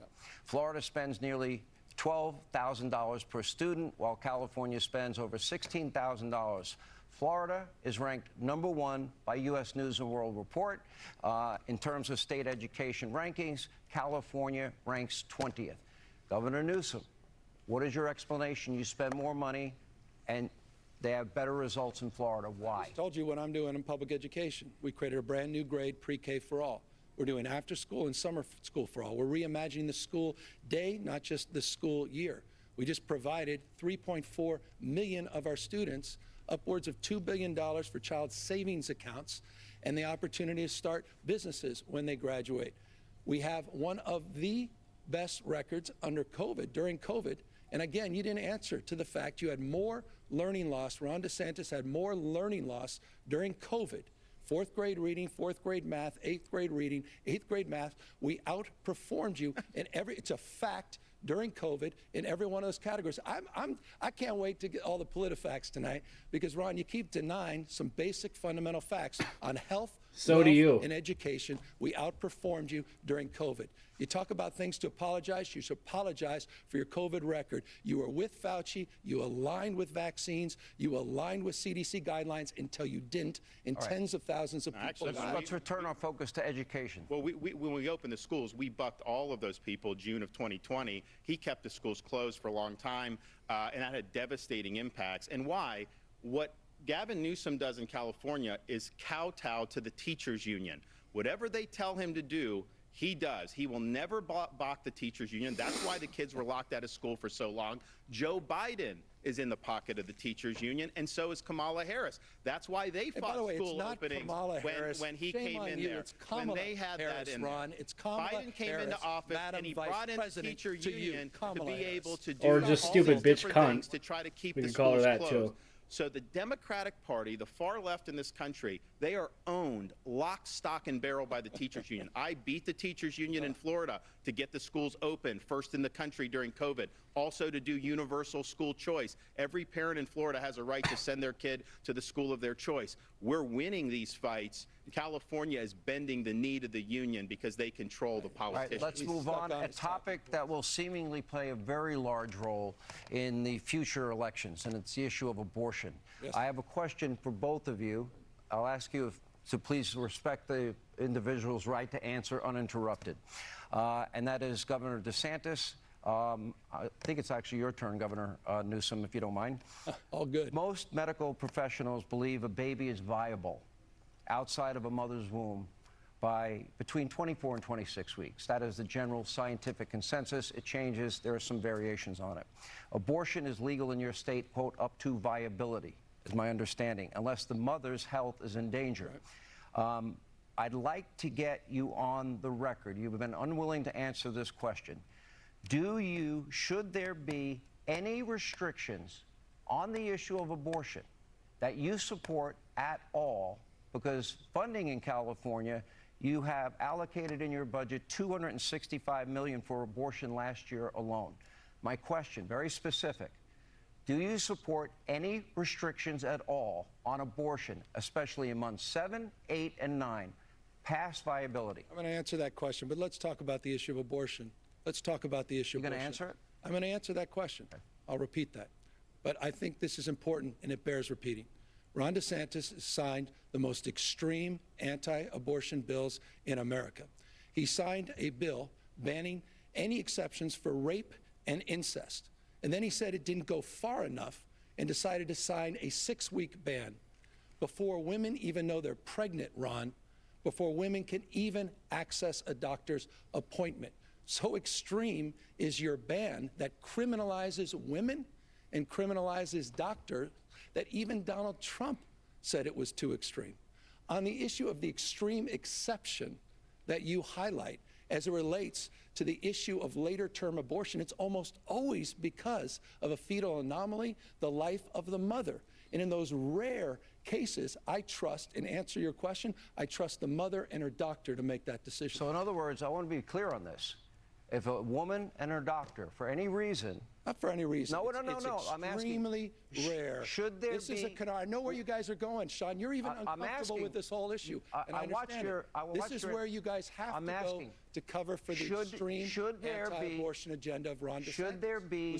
Would you support a ban on abortion in 7th, 8th, or 9th month if the mother's life is not in jeopardy. Extreme exception. People aren't going on and having abortions. Should it be illegal then? Unless something devastating is happening. Should it be illegal? It should be up to the mother and her doctor and her conscience. And it so almost the answer is always, no restriction. I've already answered it, and I'll just reinforce it. You have not answered it. Again, hold on. For the most extreme abortion ban in the country. I have a simple question, though. This is important. No. I'm asking the question. Ron DeSantis, will you or will you not sign a 6-week ban in the unlikely case you become president of the United States? Would you sign a national ban? Let's talk about your state. He won't answer that. He's getting saved you had 15 on that weeks. Fundamental question. You had a 15-week rule in California. You reduced it to 6. My question is this. What was your thinking behind it? Was it for religious reasons? Was it for scientific reasons? What was the reason for you from going from 15 weeks to 6 weeks? Well, I believe in a culture of life. I think we're better off when everybody counts, when everybody has an opportunity to do well, and that bill attaches when there's a detectable heartbeat for the child. And some states have done that. Some states have done others. Some states have done later. And obviously, they have a right to do that. But I think about one of our Floridians, a lady named Penny Hopper. She actually survived a late-term abortion back in the day. And they left her on the table there to basically wither away. Her grandmother came, saved her, brought her to a hospital, saved her, and she ended up living a good life. So she counts and she matters. And I think that what the position that we have from the modern left, including in California, is that they will take your tax dollars and they will fund abortion all the way to the moment of birth. He's wrong when he says the later terms are all because of this. 88% past 15 weeks are in fact elective from the Florida data. He doesn't keep data there. But that is really extreme to take your tax dollars and to do this all the way up to the moment of birth. He didn't answer your question about any type of protections at all for a baby that has a beating heart, that can feel pain, that is viable. Hold on. Respectfully, this is an important conversation. Will you or will you not support a national ban if it lands on your desk? You couldn't answer that in any other context. Okay, answer it tonight. It's a simple yes or no. By the way, next issue. Hey, no, Sean, not a next issue. Gave a week. The American people should know this. I'll answer it for Ron DeSantis. He can't answer it. He will sign that extreme 6-week let me move on. ban. The American people should know that. I'm calling this the lightning round. It would be great if you guys cooperated. I'm not a potted plant here. Good. And I want to ask you, we all know that federal policy does have a huge impact on states. We know that. I'm going to ask you 3 simple questions, and I just want one-word answers, okay, from 3 of you, because our best. We're coming up on a break. And the issue is right now Joe Biden is president. Yep. So I would like both of you to give a grade to Joe Biden overall as president. Governor Newsom, I'll give F minus. Absolutely. Governor I think it's been a DeSantis. master Failed. And a failure. Yeah. Okay. Now that's your Now, campaign number 2, president. are his policies helping or hurting your individual states? Is it helping the state of Florida? The inflation is hurting our state big time. Grade. Fail. He failed. Yeah. He's failed on the would you- economy. The guy just took Is it helping $28 the million state of from the California? Science and Tech Act. Thank you, Joe Biden. It's absolutely accelerating our dominance in manufacturing, accelerating our revitalization Okay, of our that was a state. simple The answer is answer. unequivocally, Lastly. absolutely yes. Okay, I will ask you, Governor DeSantis. I have played over and over again, and Governor Newsom, you have seen over and over again. Joe Biden is experienced what I believe to be significant cognitive decline. And in other words, it's the toughest job in the world. Is Joe Biden experiencing this cognitive decline? Is it a danger to the country? Do you find when he speaks, what is your reaction to it? Yes, he's in decline. Yes, it's a danger to the country. He has no business running for president. And, you know, Gavin Newsom agrees with that. He won't say that. That's why he's running his shadow campaign. He should not be running.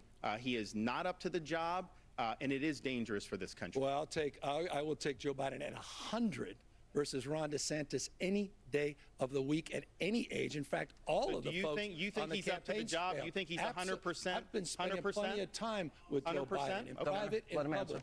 You don't know. And by the way, results matter. Inflation now is down to 3.2%. Wages are up to 4.4%.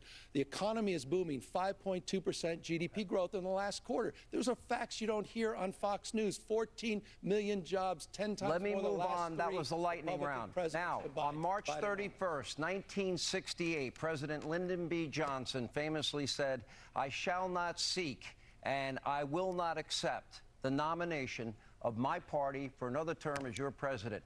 Now, despite being an incumbent president who is eligible to run for re-election, Governor Newsom, I've interviewed you twice on this issue. You say you are not running for president in 2024. In fact, you recently said, quote, you think that Vice President Harris is naturally the one lined up to run for president if Joe Biden were to bow out. Governor Newsom, tonight I ask you, will you make an LBJ-like statement? And Governor DeSantis, you say he's running a shadow campaign. In your response, I would like you to answer that. Will you say unequivocally, under no circumstances are you running? Correct. I've said, I don't know how many times I can say it. Just making this stuff up about a shadow campaign. If Bottom line, if at the DNC convention they come and ask you, will you run, what will you say? Joe Biden will be our nominee in a matter of weeks. And in a matter of weeks, Sean, he'll be endorsing Donald Trump as the nominee for the Republican Party. If they come to you at the DNC and Joe is incapable of running and they ask you, are you a hard no? It's not even optional. He's doing fantastically. I appreciate and respect the work the president's doing and the vice president's, the Biden-Harris campaign and team. So absolutely unequivocally, I look forward Harris would be the next continuing to support their efforts. President Biden will be reelected. Donald Trump will be rejected. I think what he's saying should color every single thing. I mean, I've called him on a lot of the lies, but he says Joe Biden is 100% up to the job. You know that that's not true. Anybody that can look. He wants you to believe him over your own lying eyes. When he says the economy is so great, how great is it when you're going to the grocery store now? How great is it when you're trying to afford a home? How are those interest rates doing? What about affording a new car? So we have to get real here. We have to understand that Biden is not a job. But here's I think the problem. What Biden would do, the people around him, they would look to California for the model to go forward in the next 4 years. That would accelerate the decline of this country. Yeah. Freedom is what works. The failures need to be left in the dustbin of history. Yeah, tell about freedom to women that you're trying to criminalize in your state. And all right, we're retreating to old ground. For years, this notion of freedom, gentlemen, Florida is not a state of freedom. One of the things I wanted to accomplish here is the policies that you both implement have a great impact on the citizens of your individual states. For years, a gallon of gasoline, Governor Newsom, in California has been notably higher in your state than in the state of Florida. That's right. Here are the numbers, by the way, recent numbers. The average cost for a gallon of gas nationwide, just over $3.24. In Florida, $3.17. In California, it is a whopping $4.85. So, Governor Newsom, I ask you, you've also sued big oil companies alleging executives have deceived the public about the health of our planet, knowing that it's a polluter. If your lawsuit is successful, that would likely mean higher gas prices, even higher gas prices for everybody.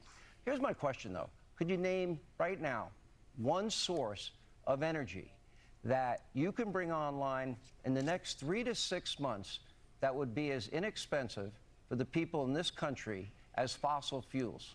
Well, let me touch. Can you think of that energy? Let me touch on I'm going to get to your question, and then let me touch the latter part of your question. Let me give the first part of the question. Okay. You're absolutely right. Since the 1980s, Republican administrations, Democratic administrations have experienced, under their stewardship, experienced higher gas prices in the state of California. We've been ripped off by big oil. We continue to be ripped off by big oil. Big oil now has met a new foe, and that's the state of California, the most aggressive anti-gouging law in America, more transparency being required than any time in America. And yes, we're suing the industry responsible for this climate crisis. By the way, the same climate crisis that Ron DeSantis celebrated as human-caused, who campaigned for a fracking ban, who campaigned to oppose offshore oil drilling, and then 2 days after he got elected, signed an executive order. By the way, Nikki Haley had you dead to right on this, Ron. Signed an executive order doubling down, saying you're adamantly opposed to fracking, adamantly opposed to offshore oil drilling. You were celebrated by the Sierra Club for that action until you weren't. Once again, it shows the hypocrisy of Ron DeSantis. Now you're running away from climate change as things have gotten worse. Hurricanes, wildfires, droughts, and floods. $179 billion of weather-related disasters. And he has no response except talking points from big oil. Governor That was a mouthful. Again, just more lies. But here's the thing: California is the only one that oil companies are gouging. Why aren't they doing that to Georgia or Florida or these other states that have lower gas prices? Because of their policies. That's why people are paying more there. What Gavin Newsom wants to do, what he's doing in California, what Biden wants to do nationally, is government-dictated green energy policies. They want to kneecap fossil fuels and reliable energy. We've already seen what's happened in California. They have rolling blackouts.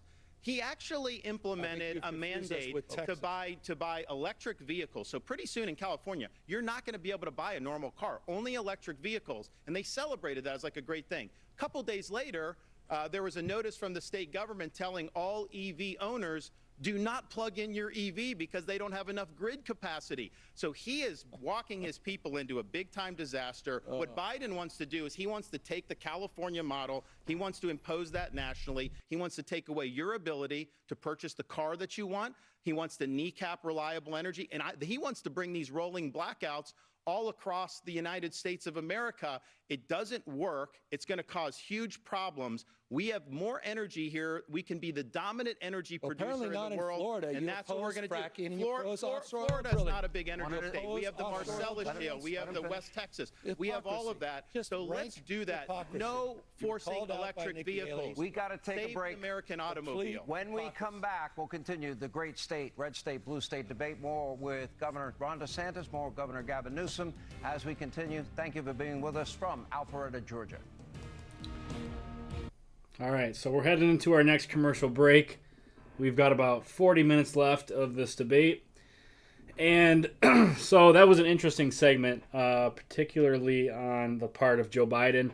Newsom lying right through his teeth on, Joe Biden's mental capacity and his ability to be the president of the United States. So I think that's just a terrible look. Anyone in this country who looks at Joe Biden will tell you, yeah, there's a problem. He's too old. There is some sort of decline going on. And it's not just Republicans. It's everybody. Republicans, Democrats, Independents. So for him to stand up there and lie right through his teeth, that just made him look stupid. He just looked like a fool. And I really thought Hannity's question was interesting there. Because I didn't really even think about, if they got to the convention and that's when they had to pull Biden.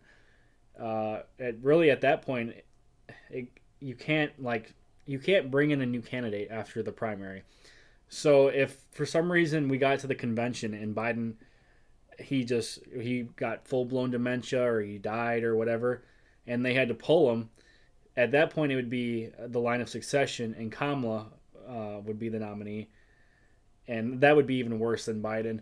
But as it stands now, Trump is crushing Biden in the national polls, and he doesn't even need to be up in the national polls because the Republicans always have an advantage because of the Electoral College.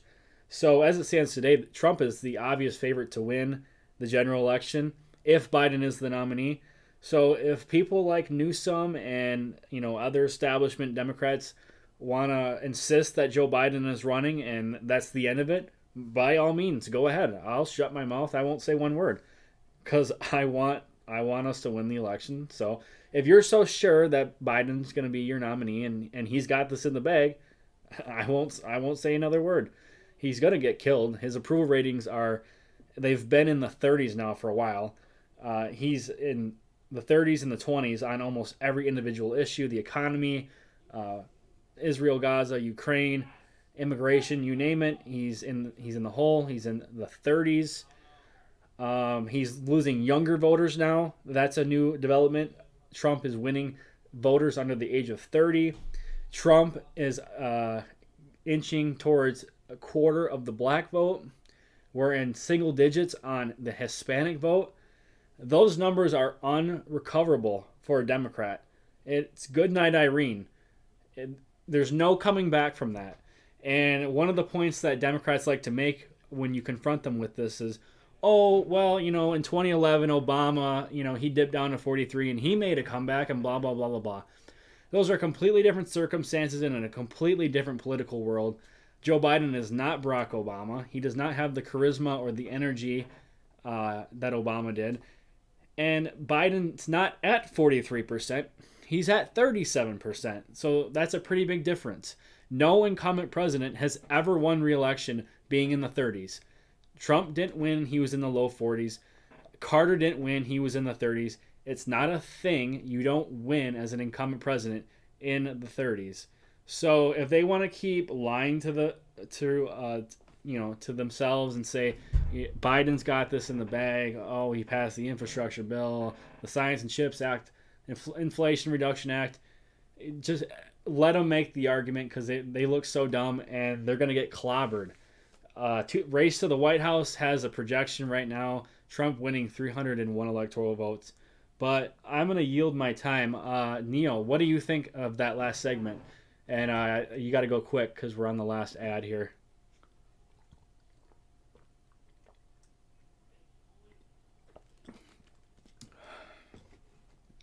Hello? Well, I'm got my thoughts, but it's stop letting Newsom interrupt and instead every time, since I think Ron lets him talk more and doesn't interrupt as much, but if Newsom's going to interrupt you, interrupt him, show him the same exact courtesy he should. Oh, here we go. Population in each of your states. It is a big problem around the country. In the state of California, it is 172,000. In Florida, it is 26,000. Now, the per capita numbers are pretty much the same. For California, it is 44 per 10,000 people, while Florida has 12 per 10,000 people. So, Governor DeSantis, I ask you, why the disparity? What are the policies you are implementing that is different from that of California? California's adopting leftist policies. Gavin Newsom was governor or mayor of San Francisco. He put out a 10-year plan like 20 years ago. He was going to end homelessness. Then a few years later, he had another plan. And now he says he's going to do, and it's only gotten worse. In the last 10 years in California, the homeless has gone up 45%. It's gone down in Florida 45%. But it's caused a huge problem with quality of life in California. The people that flee always bring up this. They've really empowered lawlessness and drug use. And Gavin Newsom at one point tried to say that California was a freedom state. And I just kind of laughed, like, you're locking people down, you're doing all this. But then I thought about it, California does have freedoms that some people don't, that other states don't. You have the freedom to defecate in public in California. You have the freedom to pitch a tent on Sunset Boulevard. You have the freedom to create a homeless encampment under a freeway and even light it on fire. You have the freedom to have an open-air drug market and use drugs. You have the freedom, if you're an illegal alien, to get all these taxpayer benefits. So those are freedoms. They're not the freedoms our founding fathers envisioned, but they have contributed to the destruction of the quality of life in California, and the results speak for themselves. People are leaving the state because they have failed in addressing the homeless population. Well, I love the rant on freedom. I mean, here's a guy who's criminalizing teachers, criminalizing doctors, criminalizing librarians, and criminalizing women that seek their reproductive care. You're making it harder to vote. You're banning books. I mean, spare me this notion of freedom. Ask the folks at Disney about freedom and free enterprise. Ask the folks at the Special Olympics that you threatened to fine with $27 because they were discriminating against the athletes. Who goes after those Special Olympians when it comes to the issue, Ron, of homelessness? That is wrong. That's being a liberal bully. That's being a bully. Really? They have Down syndrome, and you wanted to discriminate against them. $27 million they were discriminating against Special because they were Olympians. discriminating against the athletes. They wanted to marginalize the athletes, and you wanted the athletes marginalized. That was wrong what you did. These are kids with Down syndrome that just wanted to compete. I grew up working aid to adoption of special kids. I've been working with Special Olympians all my life. You wanted them to be. You wanted them to be ostracized. You threatened to fine Special Olympians from Florida. She got to participate because we stood up for her. This is the way you treat. By the way, no, hold on. It's your turn. Let me say, I can handle that. I can handle it. I'm used to that. But you know what? You wanted her your attacks on the trans community, your attack on the gay and lesbian community. That's wrong. You attack vulnerable communities. You attack women. And we made sure they could compete. Ron, relax. I can handle it. I'm used to bullying. You're nothing but a bully. You're a bully. I understand that.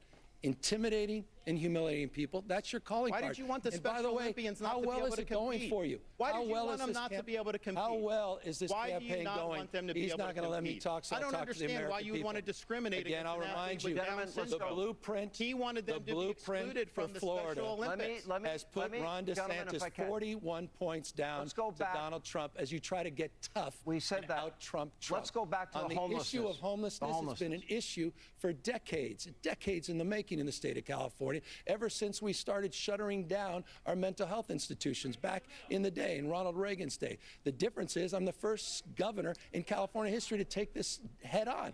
We are investing unprecedented resources, more accountability. We've gotten 68,000 people off the streets, close to 6,000 encampments we've gotten off the streets. We've also invested in unprecedented resources in reforming our behavioral health system. Ron has literally the worst mental health system in America, forgive me, outside of Mississippi and Texas. And so with all due respect to being lectured on some of these topics, Ron DeSantis is not the one I'm going to be listening 30-second response. You're, well, I'm looking at total time. Governor DeSantis, look, about 2 minutes. he needs it. This is a map of San Francisco.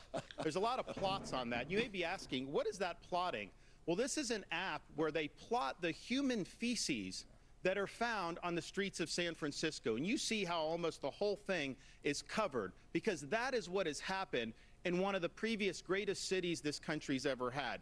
Human feces is now a fact of life, except when a communist dictator comes to town. Then they cleaned up the streets. They lined the streets with Chinese flags. They didn't put American flags there. They cleaned everything up. So they're willing to do it for a communist dictator, but they're not willing to do it for their own people. I want to get in with the limited time we have left. I want to get, there are two very important issues we have not hit.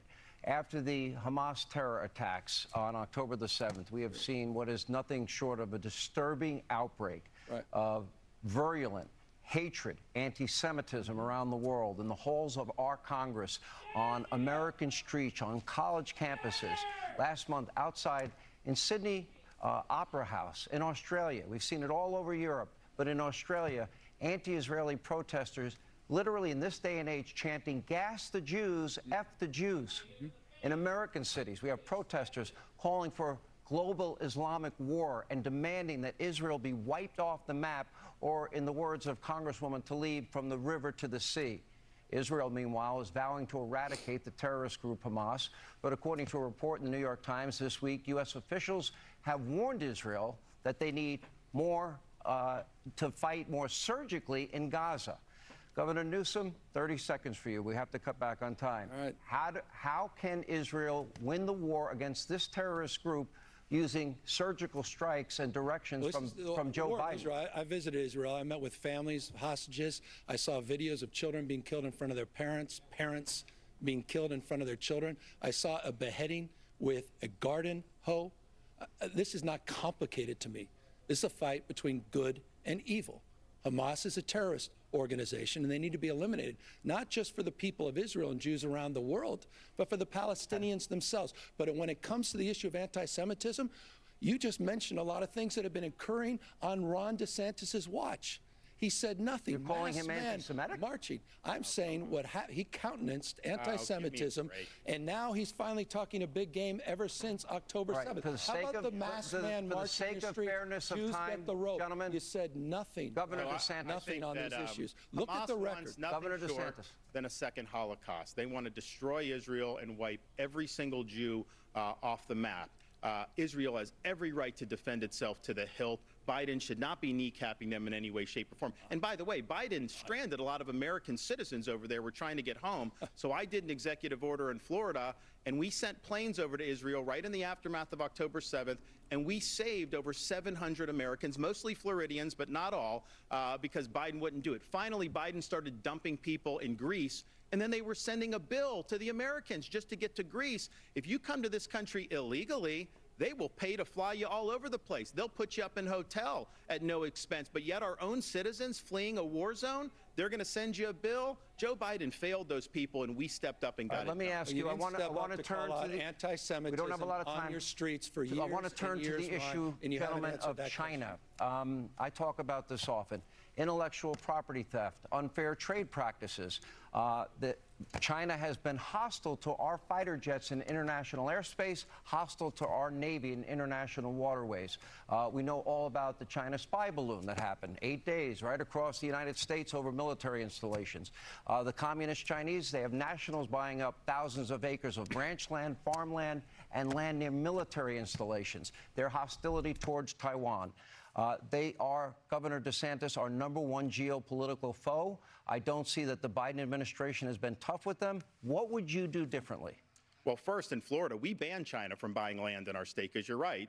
You don't want them buying farmland or land near military bases. So we acted. We also got the Confucius Institutes out of our universities. China should not be involved in our universities at all.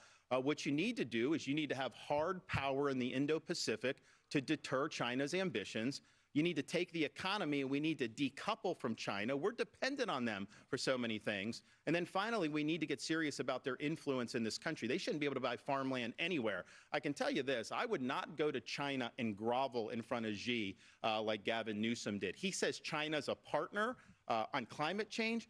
China's adding 2 new coal plants every year. China's laughing at us with what they're doing. So yes, they're the #1 threat we face, and we need to take it seriously, and Joe Biden is not doing that. This is just a reminder, I think it's a question some people are probably asking. I know Nikki Haley's campaign is asking, when are you going to drop out and at least give Nikki Haley a shot to take down Donald Trump in this nomination? She laid you out.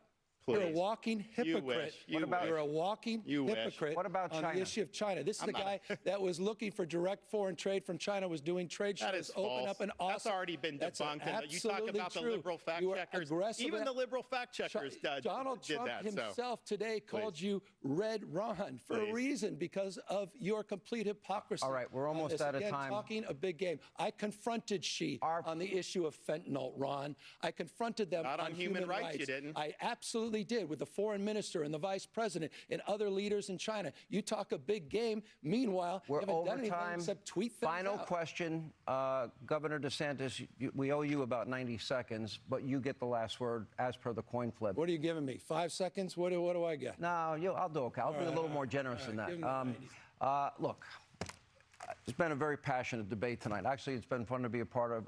I think the American people will decide. Governing philosophies could not be more different. But let me ask you this, kind of a fun question. You both clearly love your states. You visited each other's state. Governor DeSantis, you can take as much time as you want.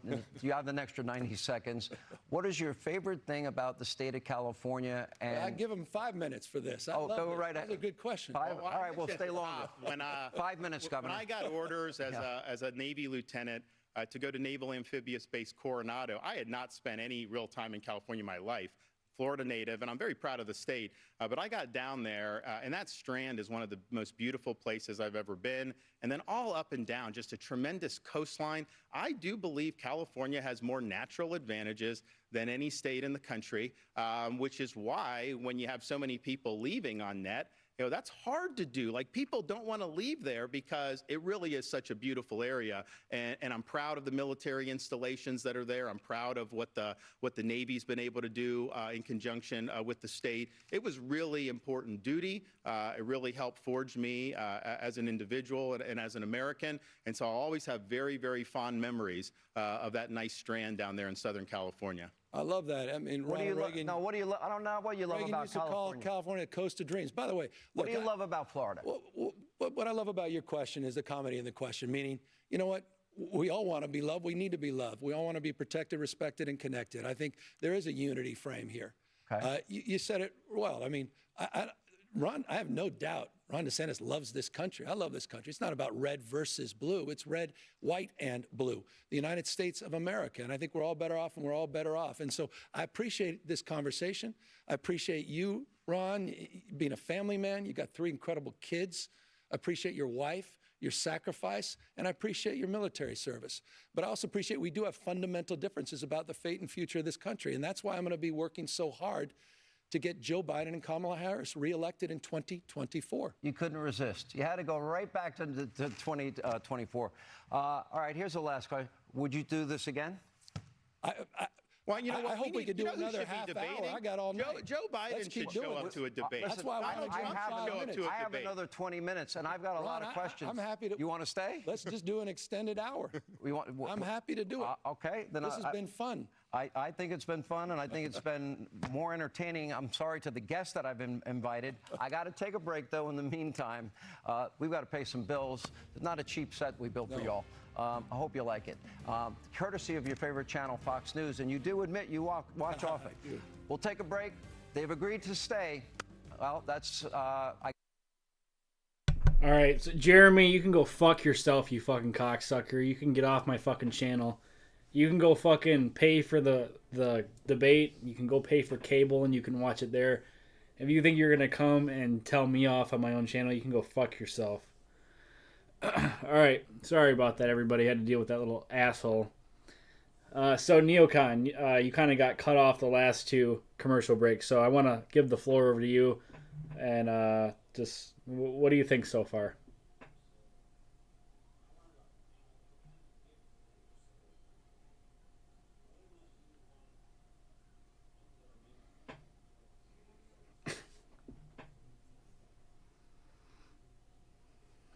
Hello? I think the problem is that he's playing by different standards. He's letting Newsom interrupt him when he shouldn't. I think the problem with Hannity is that he kind of has he likes Newsom. He likes him personally, and that's the problem, is that affects your judgment. I think the reality is that, you know, when you look at California versus Florida, or really just any Republican-controlled state, by almost all standards, Republicans win. And the problem is that, you know, Newsom had a good closing right there. I think that Ron had a good one too, but like I said before, this was a debate where there was high risk, little reward. So I hope that I don't know if they're going to continue, because they said they might go an extra hour or something, but heck, I'd watch that. Yeah, I was under the impression that they were going to go. I thought this was 2 hours, so I guess they're just going to extend it another half hour. I'm not sure what they're going to talk about, because they had a set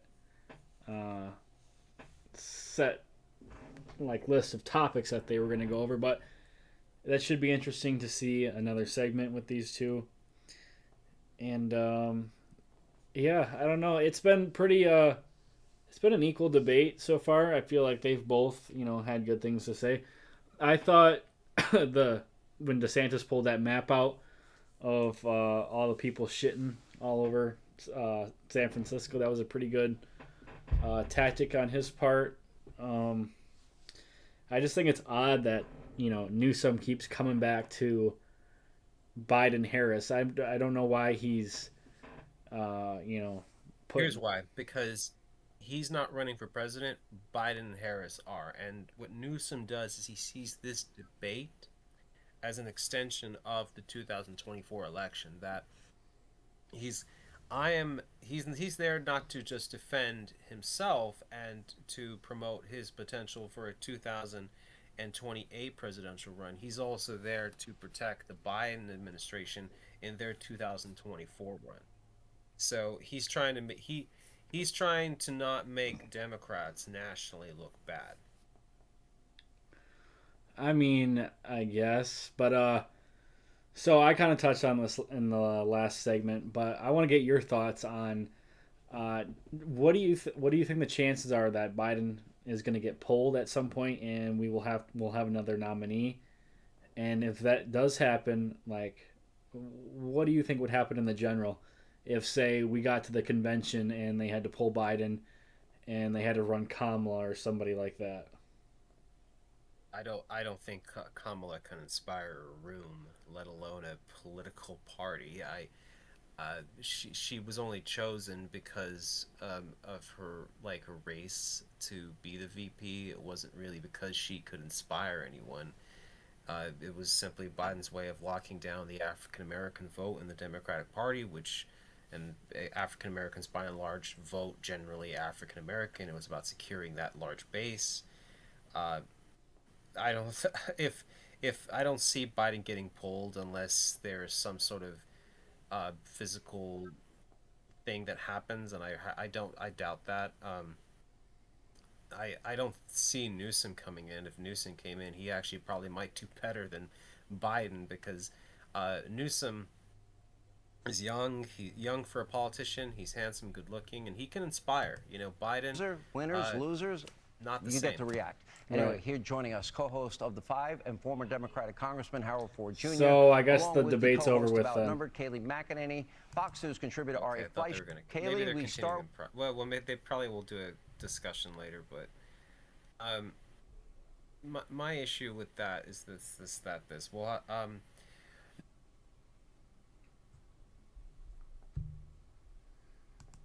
I can't hear. Your audio must be cutting out. Sorry. Yep, sorry. So now we're going to have to see what the independents say, because Ron DeSantis fans are going to say, oh, Ron DeSantis won, and then there's going to be Newsom fans like Brian Tyler Cohen, who's going to say, oh, Newsom won and stuff like that. The way you find out a person like this won a debate is what are people in the middle saying? You know, what are they saying about the debate? So hopefully they do some polls out soon, because that will really help. That will then help judge whether DeSantis won anything out of this or not. Because remember, this I still felt this debate was high risk, low reward. Let's see if he can get that. Let's see if he can pull a rabbit out of the hat. Yeah, I'm definitely going to be interested to see in the following weeks if this changes anything in the Republican primary polling, if DeSantis can, break away from Nikki Haley, because she's right on his heels in all of the 4 states and even beating in some of them. So I think it was good for him to get this airtime. He definitely needed it, because his campaign has been in free fall really ever since he announced his campaign back in May. And you're totally right. I really don't know if we're even going to get a winner out of this, because everybody's just going to say that their guy won. Idiots like you brought up, Brian Tyler Cohen.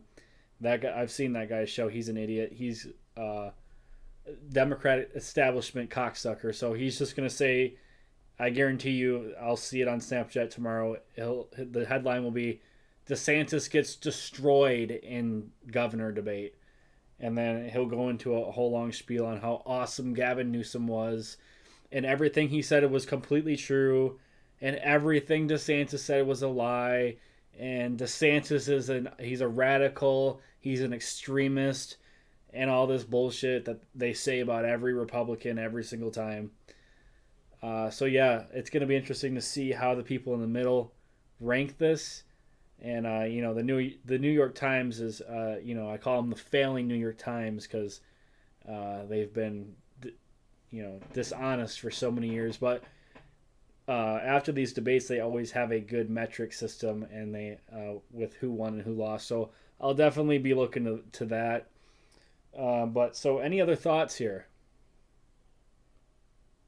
Yeah, I mean, I think of it this way too. It might actually, even if it doesn't adjust his poll numbers, or his numbers too much, think of it, if Ron DeSantis wins this, he can consider this a prep, if you will, to a future potential Biden debate. Because Newsom is everything Biden wishes he was. Persuasive, young in politics, good.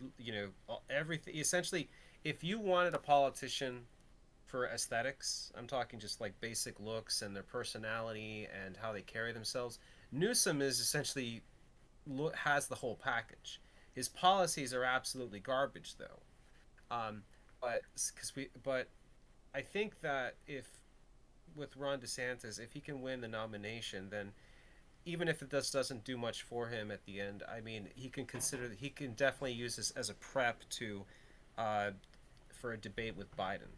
But I'll be interested to see what the polls ring out for this afterwards, because I think the problem with Hannity is he likes Newsom too much. He's too friendly with him. But I think that it would have been better to have like a more formal debate setting. But I think Ron DeSantis did at times hold his own and at times made some good jabs, but is that enough? And I'm not sure, because this debate needed to be another breakout moment. It needed to be a moment where he solidified his place as the as for Republicans' minds and for his donors' minds and for those who have backed him. Because remember, a lot of local reps in different states all over the country, representatives, state representatives, and stuff have come out and endorsed him. He has the highest number of that, as far as I'm aware. Did he, in their minds, solidify why he's the best position? We'll just have to wait and see. Yeah, no. So Like his policies are really good, but I just wish that he could do a better job of debating them, because when it comes to journalists, when they try to get him with gotcha questions and stuff, he smashes them. But when it comes to debate settings, it feels like he's almost out of not that he's a fish out of water, but he feels somewhat out of place. well, so you made a comment about the endorsements. So last time I checked, I thought Trump had the most endorsements. I could be wrong. Are you sure DeSantis has the most? Well, he has the most not state rep endorsements, like Oh, not yeah, like nobody as knows far as those I'm people aware. though. Yeah, so that's different. That's different from there's different number. There's different from governors and stuff like that. So some because and that's different from U.S. representatives and stuff like that. But the fact of the matter is that the state reps are important right now, because remember, we're still in the primary phase, and Ron DeSantis actually got more local state reps endorsing him in South Carolina than Tim Scott did even before he dropped out.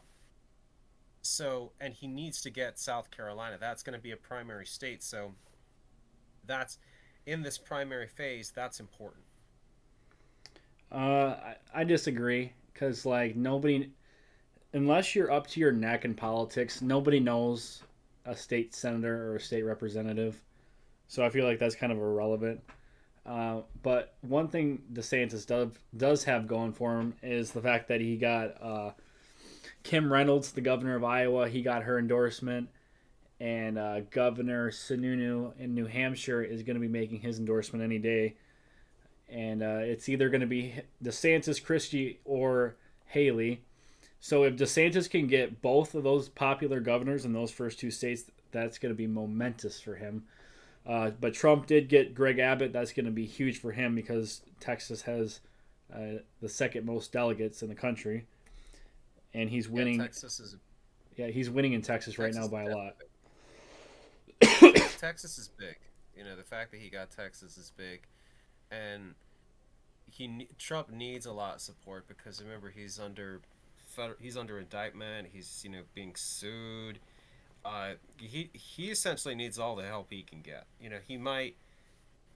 Remember, I tell people to be very skeptical about polls, because remember in 2016 how the polls that all said, that Jeb Bush was going to win and Trump beat him, and then in all the polls said, and that Hillary Clinton was going to win and Trump beat him and beat her, and now people are saying, oh, all the polls say Trump is going to win. Well, I would say this, hold your breath until until it comes, because anything can happen in these elections, and I just don't think I don't think that Trump.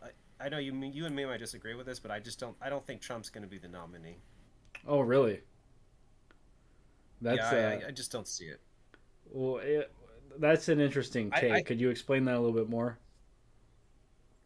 Sure, because Trump has a very solid base in Republican voters. I mean, remember in the 2020 election, he got I think somewhat around 70 million something people to vote for him. 74 million. Which was 74 million, which was very impressive. I mean, Chris Christie wrote that about in his book Republican Rescue, that whoever in some of these counties who were there was the Republican activists, that they should have gotten a raise or promotions, because they really helped bring out a lot of votes. The problem is, though, is that Republicans are going to have to decide for these midterms. Well, who has the better chance of beating Biden? And I think that Trump can beat Biden, but will he? And I think the Republicans are going to tell themselves, you know, no, that he can't beat Biden if it comes down to the independent voters deciding this election. And so I think they'll either go with Ron DeSantis or Nikki Haley, maybe Christie, but I think when it comes down to this is that people tend to go with what they feel has the best chance, not necessarily how they might feel personally. All right, well, I'm going to hit back on your polling argument. I'm actually going to say that the polling has been pretty spot on, despite what people think. So at this same time in 2016, in November 2015, going into the primary of 2016, Trump was leading the polls by 9%. And he went on to win New Hampshire and other early states, and he eventually went on to win the nomination. And so 9 points at this point in 2015. Fast forward to today, he's winning by 60 after Mike Pence and Tim Scott dropped out. He was at the high 50s. Now he's like low mid 60s. So he's picking up support from them. He's at least 30 points in all 4 of the early states, if not more. So I guess I'm just not seeing how you think somebody else is going to be able to take him down, especially when you have 4 or 5 other candidates all splitting the vote from each other. And then, like, say Vivek, he doesn't do well in Iowa, he drops out. His 5 or 6% is going to all go to Trump. And then, so back to the polling. So what a lot of people don't know is the polling in 2016 was actually almost dead on. It was only off by a point. The average had Hillary Clinton winning by 3 points nationally. She won nationally by 2. And that's the popular vote. Except we don't elect the president by the popular vote. What they had off was unlikely voters in swing states like Wisconsin, Michigan, and Pennsylvania. So, once again, I don't see how, when you've got 4 or 5 candidates all splitting the vote, like, even if we just had one non-Trump candidate, it's still an uphill climb. So with all these guys splitting the vote, how is one of them going to overcome a 30 or 40 point deficit in all of these early states? Because you're taking these polls, right? A lot of these polls are answered by people who have already a political mindset to these people. And I still remember how people say polls, and that if the polls, but again, 2016, all the polls said Jeb in the beginning was going to be the nominee. Well, he wasn't. Trump became the nominee. All the polls said that Hillary Clinton was going to wipe the floor with Trump, and no, that didn't happen. The polls in 2020 were leaning that Biden was going to win, and yeah, Biden won. There were a few people who said that few people conducted their own polls and said that Trump was going to win, but those were like very few and far between. I don't take much credence though in polls because the poll is simply a way for people to get an idea, but that does not mean that that's going to be the end result. And the fact of the matter is that the poll is just an argument for people to use and say, oh well, because the polls say this is what's going to happen. No, at the end of the day, the election night is what decides what happens. The polls might make a prediction, and that prediction might be right, but the only thing that matters is what happens on election night. Okay, then. So if you think Trump is unlikely to be the nominee, who do you think is going to be the nominee? I'm going to have to go with a tie with either Haley or DeSantis. Christie might make it. He could shock me. I mean, the 4th debate is still coming up, and I haven't actually endorsed anybody yet because I was waiting for the 4th debate. But I'll make that. But The fourth debate is, I guess, where we can kind of figure out, okay, where do we stand? I think once, because that'll probably be the last one, and it will be and that will probably decide, okay, I guess that will decide what direction we're going. I'm gonna wait for that one. Well, you mentioned Christie. He has not qualified for the fourth debate. He has the donors, but he doesn't have the polling. You've got to have 6% in two national polls, or 6% in one national poll, and then two separate states. And Well, he's made an argument that he's made it. As far as I know, they're going back and forth on that, so we'll have to see. You know. yeah, so yeah, that next debate is on Wednesday, the 6th. So we will be covering that. You're still down to do that, right? Yeah, I'm down to do that. I'm hoping we can get some other panelists to come in, and we can have like a full-on, discussion or debate. These other two yahoos, I don't know what the hell happened, but they just kind of, I don't know, disappeared as the night went on. But what other thoughts do we have here? Well, now I'm starting to look up some of the Twitter responses and stuff like that. There's this person on Twitter called Rural Lefty 98 who's trying to say, oh, well, I love California, even though California's got problems. So right now is kind of the moment where, people are trying to now essentially suggest, like, so I've got, and then there's there's Cheney Stan on Twitter now who's saying, DeSantis won. And so now, essentially, like is what I talked about, people after the debate who've got one political animus on one side or the other, now trying to essentially hype up support and make the argument, oh, my guy won or my guy won, for the people who listened to the last person that they heard. I'll be interested, though, what's going to happen, though. I think, I don't, I really was hoping for a big breakout moment for DeSantis. The problem is that DeSantis keeps getting good shots in, but he never quite finishes it. Yeah, the problem with DeSantis is I just don't think he's cut out for this. I think this was kind of forced on him by the establishment, because they desperately wanted somebody who would take down Trump. But to his credit, though, he's been a very effective governor. And a lot of times we hear that somebody is all talk and no action. In the case of DeSantis, I think he's all action, no talk, because he's so good at getting legislation passed, but he's just not good at the marketing part of it. He's not good at selling stuff. He's not good at public speaking. The entire debate tonight, he just looked awkward. Every time Newsom was hitting him with something, you could just tell he was squirming in his own skin, and he just looked like he wanted to run off stage. And so yeah, it is unfortunate that you were hoping for a breakout moment, and I think a lot of us were hoping for more out of him this entire primary season. And in that regard, he's just kind of let us down. He's fallen flat. For some reason, he just can't inspire people, the way Trump has been able to in past presidents. And it's a real shame, because he's been a very effective governor, and he's gotten a lot of conservative priorities passed in Florida, and he's stood up to the left. He's stood up to the left-wing mob and the woke corporations like Disney, and he stuck it to him, and he stood strong for our conservative values.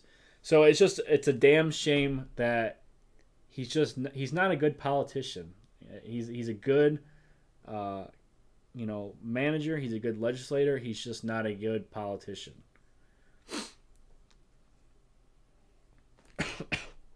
I would say that he is a good politician because he's been successful in Florida. I think can he take that brand, though, and do it nationally? But there's more to a politician, though, than just getting your policy implemented, because you do have to be able to market yourself. So I'll concede a little bit there. All right, so what other thoughts do we have on this?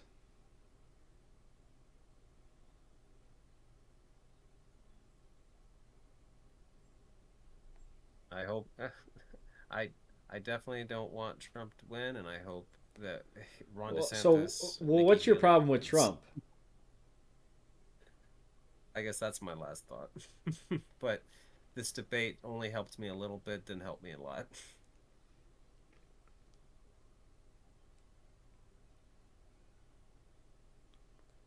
Yeah, so like, what's your deal with Trump then? Well, I don't think he's a. I don't. I'm sorry, but not the guy who's under indictment and being sued out the wazoo and is not really in a position to really be running for president. I mean, So your problem is the legal problems. well, they're a big problem. I mean, unless he were to get acquitted in these charges, and to be honest, it's unlikely he will be. If he were to be the nominee post a potential conviction, I'm not going to say he's going to be convicted. I'll say potentially, but I think it's likely. Then I think at that point that Republicans would know that they're screwed, at least in the presidential election. I'm not going to support Trump because, like, if you're literally under indictment, federal indictment, and you're being sued also at the same time, your energies are not really towards running for president. They're towards making sure you don't go to jail and you don't lose your money. Well, I mean, I guess that's a good point. But the thing is, every time he's been indicted, his polling has gone up, not just in the primary, but in the general election. He's doing better against Biden right now than DeSantis and some other Republicans. The only Republican that's doing better than Trump against Biden is Haley. And, Trump has a good record as president. We got the Tax Cuts and Jobs Act of 2017. We got 3 Supreme Court justices. He got a ton of appeals court judges and district court judges throughout his 4 years. We got the criminal justice bill. We got. Well, I mean, yeah, because he's done a lot. He did a lot of good, that's for sure. Okay, but I think the problem is that he's a tainted vessel right now. You're not going to disagree on this, but I think he's poison to the GOP at this point. Now, granted, if it comes between Biden and Trump, am I going to drink the poison chalice in order to save the nation? Then yes, I will. I would have no choice but to vote for Trump over Biden, even if I considered it a poison chalice. But do I want to take that poison chalice? No, I want to do everything. I would rather vote for someone else who I believe not only can beat Biden, but also, is a better candidate in person than him. All right. Well, so here's my problem with, why I support Trump and what my problem is with the Republican Party nationally and just overall. So, but pre-Trump, let's go back to 2012, Mitt Romney, John McCain, those type of Republicans. The Republican Party was on its way out the door before Trump came along. Republicans were weak as fuck. They sucked at politics. They sucked at winning elections. John McCain famously said in 2008, "Oh, he's a great guy. He's a great family man, and I think he'd be a great president. But we just have disagreements, and that's why I'm running." And Obama wiped the floor with him. So I mean, what good did that do us? Then fast forward to 2012, Mitt Romney does the same shit. Says Obama's a great guy. He's a great family man, whatever, great husband, but we have disagreements on tax policy. And if you look on paper, Mitt Romney had everything in his favor in that election cycle, and he got his ass kicked. So Republicans had a culture of losing way before Trump because they're weak as fuck. They take it lying down. Then you've got the Democrats who play viciously, and to their credit, I'll give them this. They fight to win. They go for the nuts, they go for the throat, and they don't give a fuck. They want to win elections, and they do. They go out and they win elections. They hate us. They hate the right wing. They hate this country, but they know how to win elections, and they've got the machine behind them that is the mainstream media. So when you have a candidate like a Mitt Romney, somebody like that, who's too civil, who's too nice, who's too polite, just takes it laying down while the other candidate is going below the belt. Then you've got the mainstream media on top of it, lying over and over and over, and you don't stand up and you don't defend yourself. Well, what do you think's going to happen? You're going to fucking lose. And so Trump came along in 2016, and he said, no, fuck that. We're done being nice. We're done kissing ass while the other people beat the shit out of us. We're fighting back. And then he won his election. And people keep making these arguments. Oh, Trump hasn't won anything since 2016. Ever since he got into the White House, Republicans have been losing all over the place. Well, it's time to debunk some of those arguments. So let's start with 2018. They say, oh, look at that. He lost the House. It's all his fault. Okay, well, does anybody ever tell you that the 2-year point in every presidency, they lose the House? That's a historical occurrence that happens for every president. And if you just go back to Obama, who nobody says was an unpopular president, he was very popular. He lost way more seats in the House in his 2-year election, in his midterm, and he lost Senate seats in his midterm, whereas Trump gained Senate seats in 2018, and they did not lose nearly as many House seats, and it always happens to every president. So that debunks the 2018 argument. Now you fast forward to 2020, and we get hit with this terrible plague, which was not Trump's fault. It was the Chinese fault. And so he had to deal with that. He had to deal with the corrupt mainstream media that was just attacking him day in and day out. And he almost won re-election. Even with all of that weighing him down, it was 43,000 votes across 3 swing states. Republicans won every single swing district in the House that year. And they almost held on to the Senate if it wasn't for Mitch McConnell going out there and saying that Republicans aren't going to do stimulus checks. But Trump did support the stimulus checks. And that's the reason why the Republicans lost the Senate, is because Mitch McConnell said no. So that wasn't Trump's fault. It was Mitch McConnell's fault. And everybody agrees that Trump was going to win in 2020 if it hadn't been for COVID. So that really debunks that bullshit. Then we head into 2022. There's supposed to be a red wave. It never materialized. We were supposed to win back the Senate. We didn't. We got kind of close, but it didn't happen. And then, of course, everybody wants to go right on to blaming Trump in the immediate aftermath and say it's all his fault, he cost us. Again, that's not the case. The Roe v. Wade being overturned in that summer is what sunk Republicans in the midterms. I'm sorry if you don't want to hear it, but that's the truth. If the Supreme Court had not done that, we would have won the Senate. We would have won the House by more seats. If you want the proof, just look to 2021. We were winning elections all over the place in the first year of Biden before Roe was overturned. We won a governorship in Virginia. They won the House back in Virginia, which is now a solid blue state. We were winning small elections all over the country until this Roe disaster landed on our doorstep and has been just cancerous for the Republican Party. And not to mention, Republicans still won the popular vote in the Senate and the House in 2022. But they just lost tight races in these swing states on the abortion issue. So, and now, again, here we are going into 2024.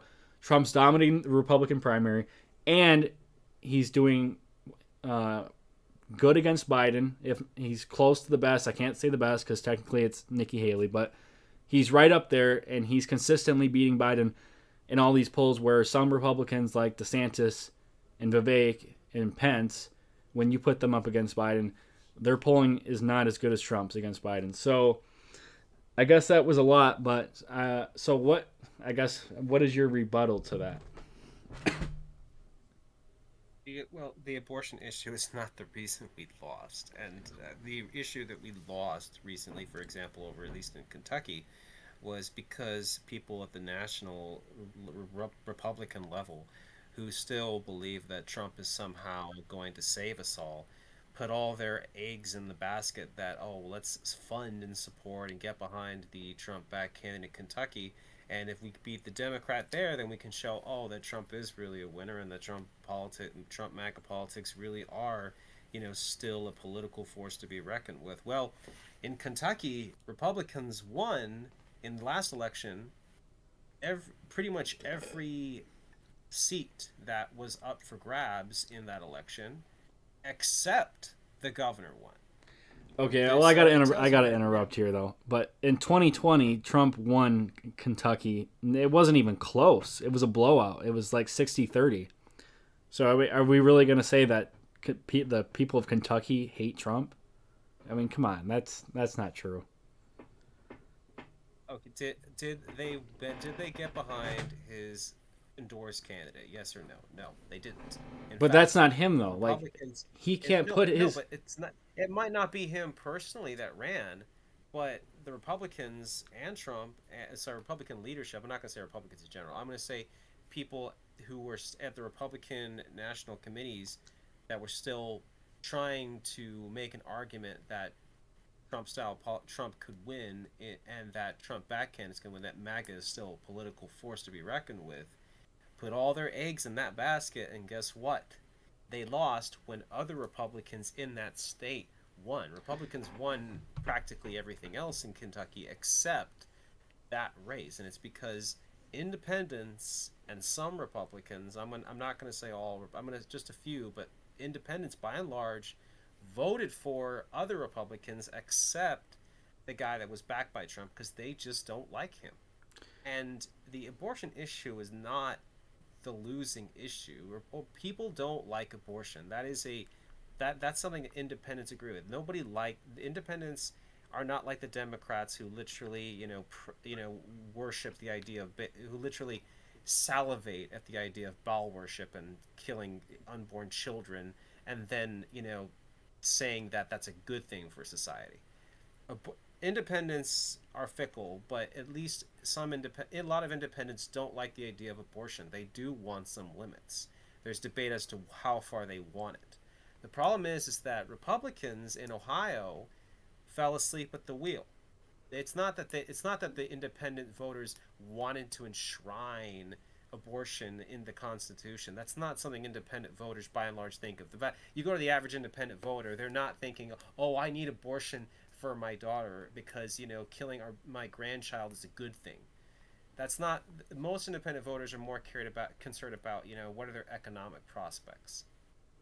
But in an issue that is hyper partisan like abortion, Republican activists and Republican voters have to get their butts to the polls. The problem is that in Ohio they fell asleep at the wheel. They thought that, oh, come on, no one's actually going to vote to enshrine abortion in the Constitution. So a lot of them just really didn't show up. They didn't fill out the early ballot and turn it in. They didn't go to the polls and show up. But I'll tell you who did show up, and this is something I agree with you on: the Democrat activists. The Democrats don't vote. The Democrat activists don't vote just to vote. They want to freaking win. They'll claw your eyes out. They'll rip your tongue out. They will gouge. They will jab you, stab you, whatever. They're out to win politics. And so when they call their activists and those, especially in those hyper-partisan abortion groups, they get their butts to the polls. Problem is Republicans did not do that. And abortion is, and so of course, this is the problem with Republicans. And even in Virginia, where you mentioned, even in Virginia, where Republicans, yes, I'm going to say lost, but I'm going to put that with quotes.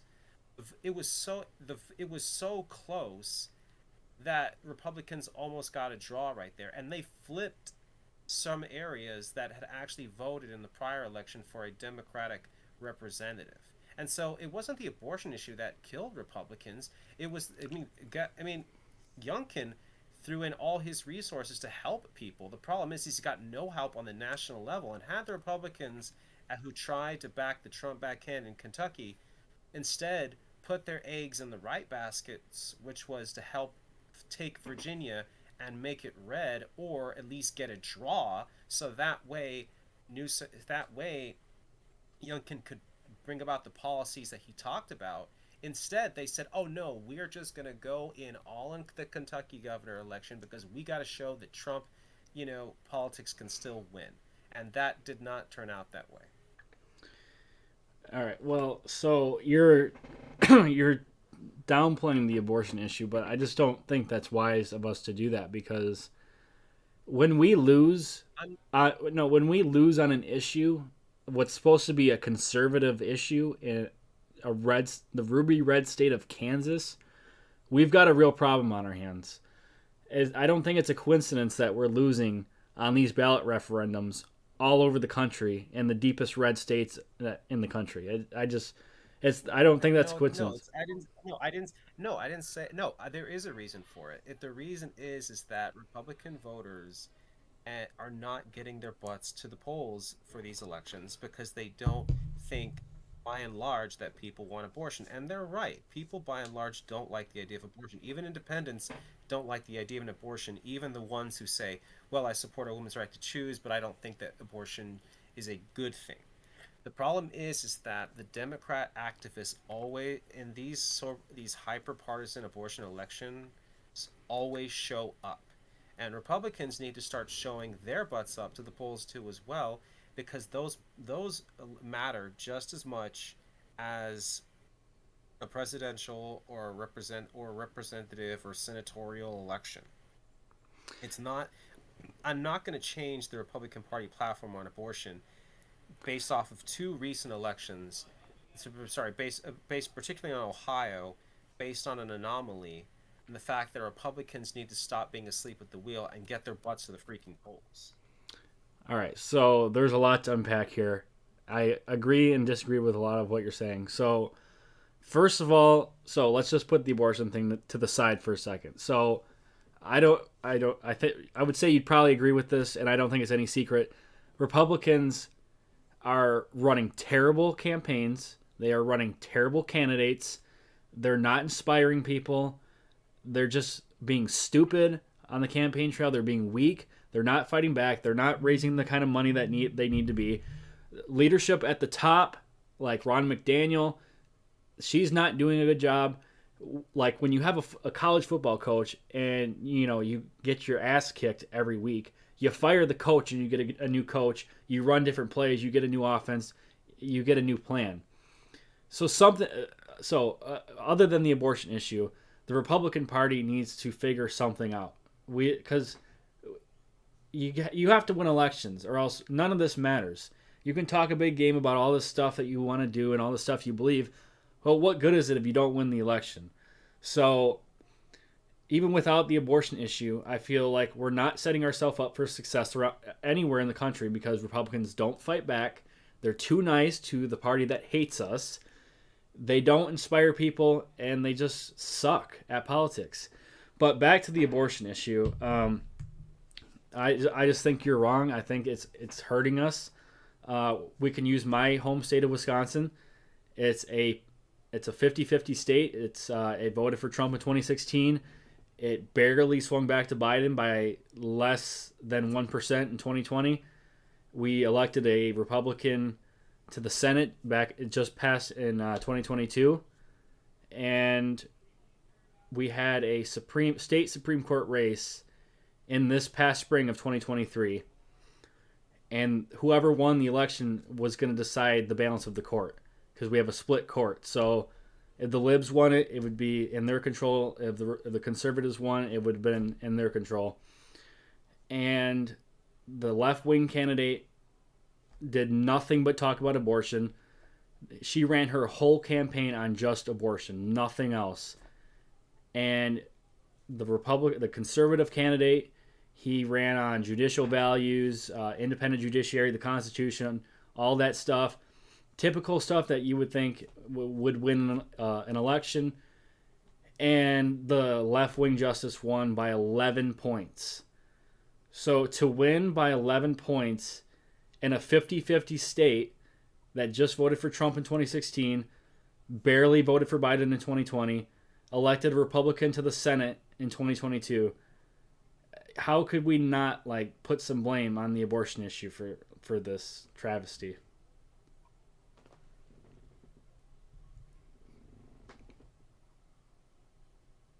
Well, I'm not aware of what election you're referring to. You're going to have to send that to me. But the fact, so I can review it. But again, I think this is the dilution of conservative principles for so-called political expediency. We lost in Ohio on the abortion issue. That's sad, okay? But I'm not going to then say that we should start that, because what it seems to me is you MAGA guys seem to think that, okay, well, let's moderate on abortion in order to win, in order to quote unquote, you know, win votes. All right. Well, just hold on a second. Hold on a second. So, I don't want to be unclear in what the argument I'm making. Let's don't get it wrong. I'm pro-life. I'm a true conservative on pretty much everything. So I'm not. I wouldn't say that I'm just like trying to be like, oh, you know, screw it. Let's just say whatever we need to say. I think we can still have a conservative position on abortion and still win elections. So there is a right and wrong way to wash your hands of this issue. So the right thing to do for Republicans running nationally is to say this is a states' right issue. The federal government should not be involved. This should be decided by states and the people, not the federal government. And whatever they decide is the end all be all. And that's so you can wash your hands of the abortion issue so it's not bringing us down in elections.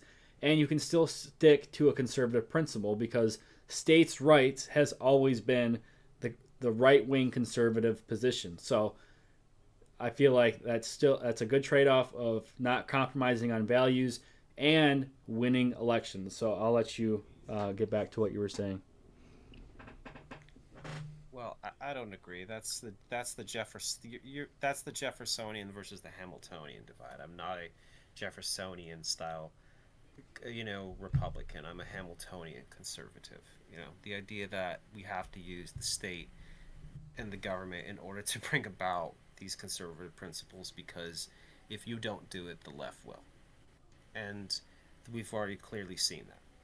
You know, the weaponization of the IRS, you know, back in the day under the Obama administration, allegations of the weaponization of, you know, the Justice Department recently and stuff like that. So I'm not a big fan of this whole states' rights thing, and that's a debate that's gone conservative for so long, but I'm not going to litigate that.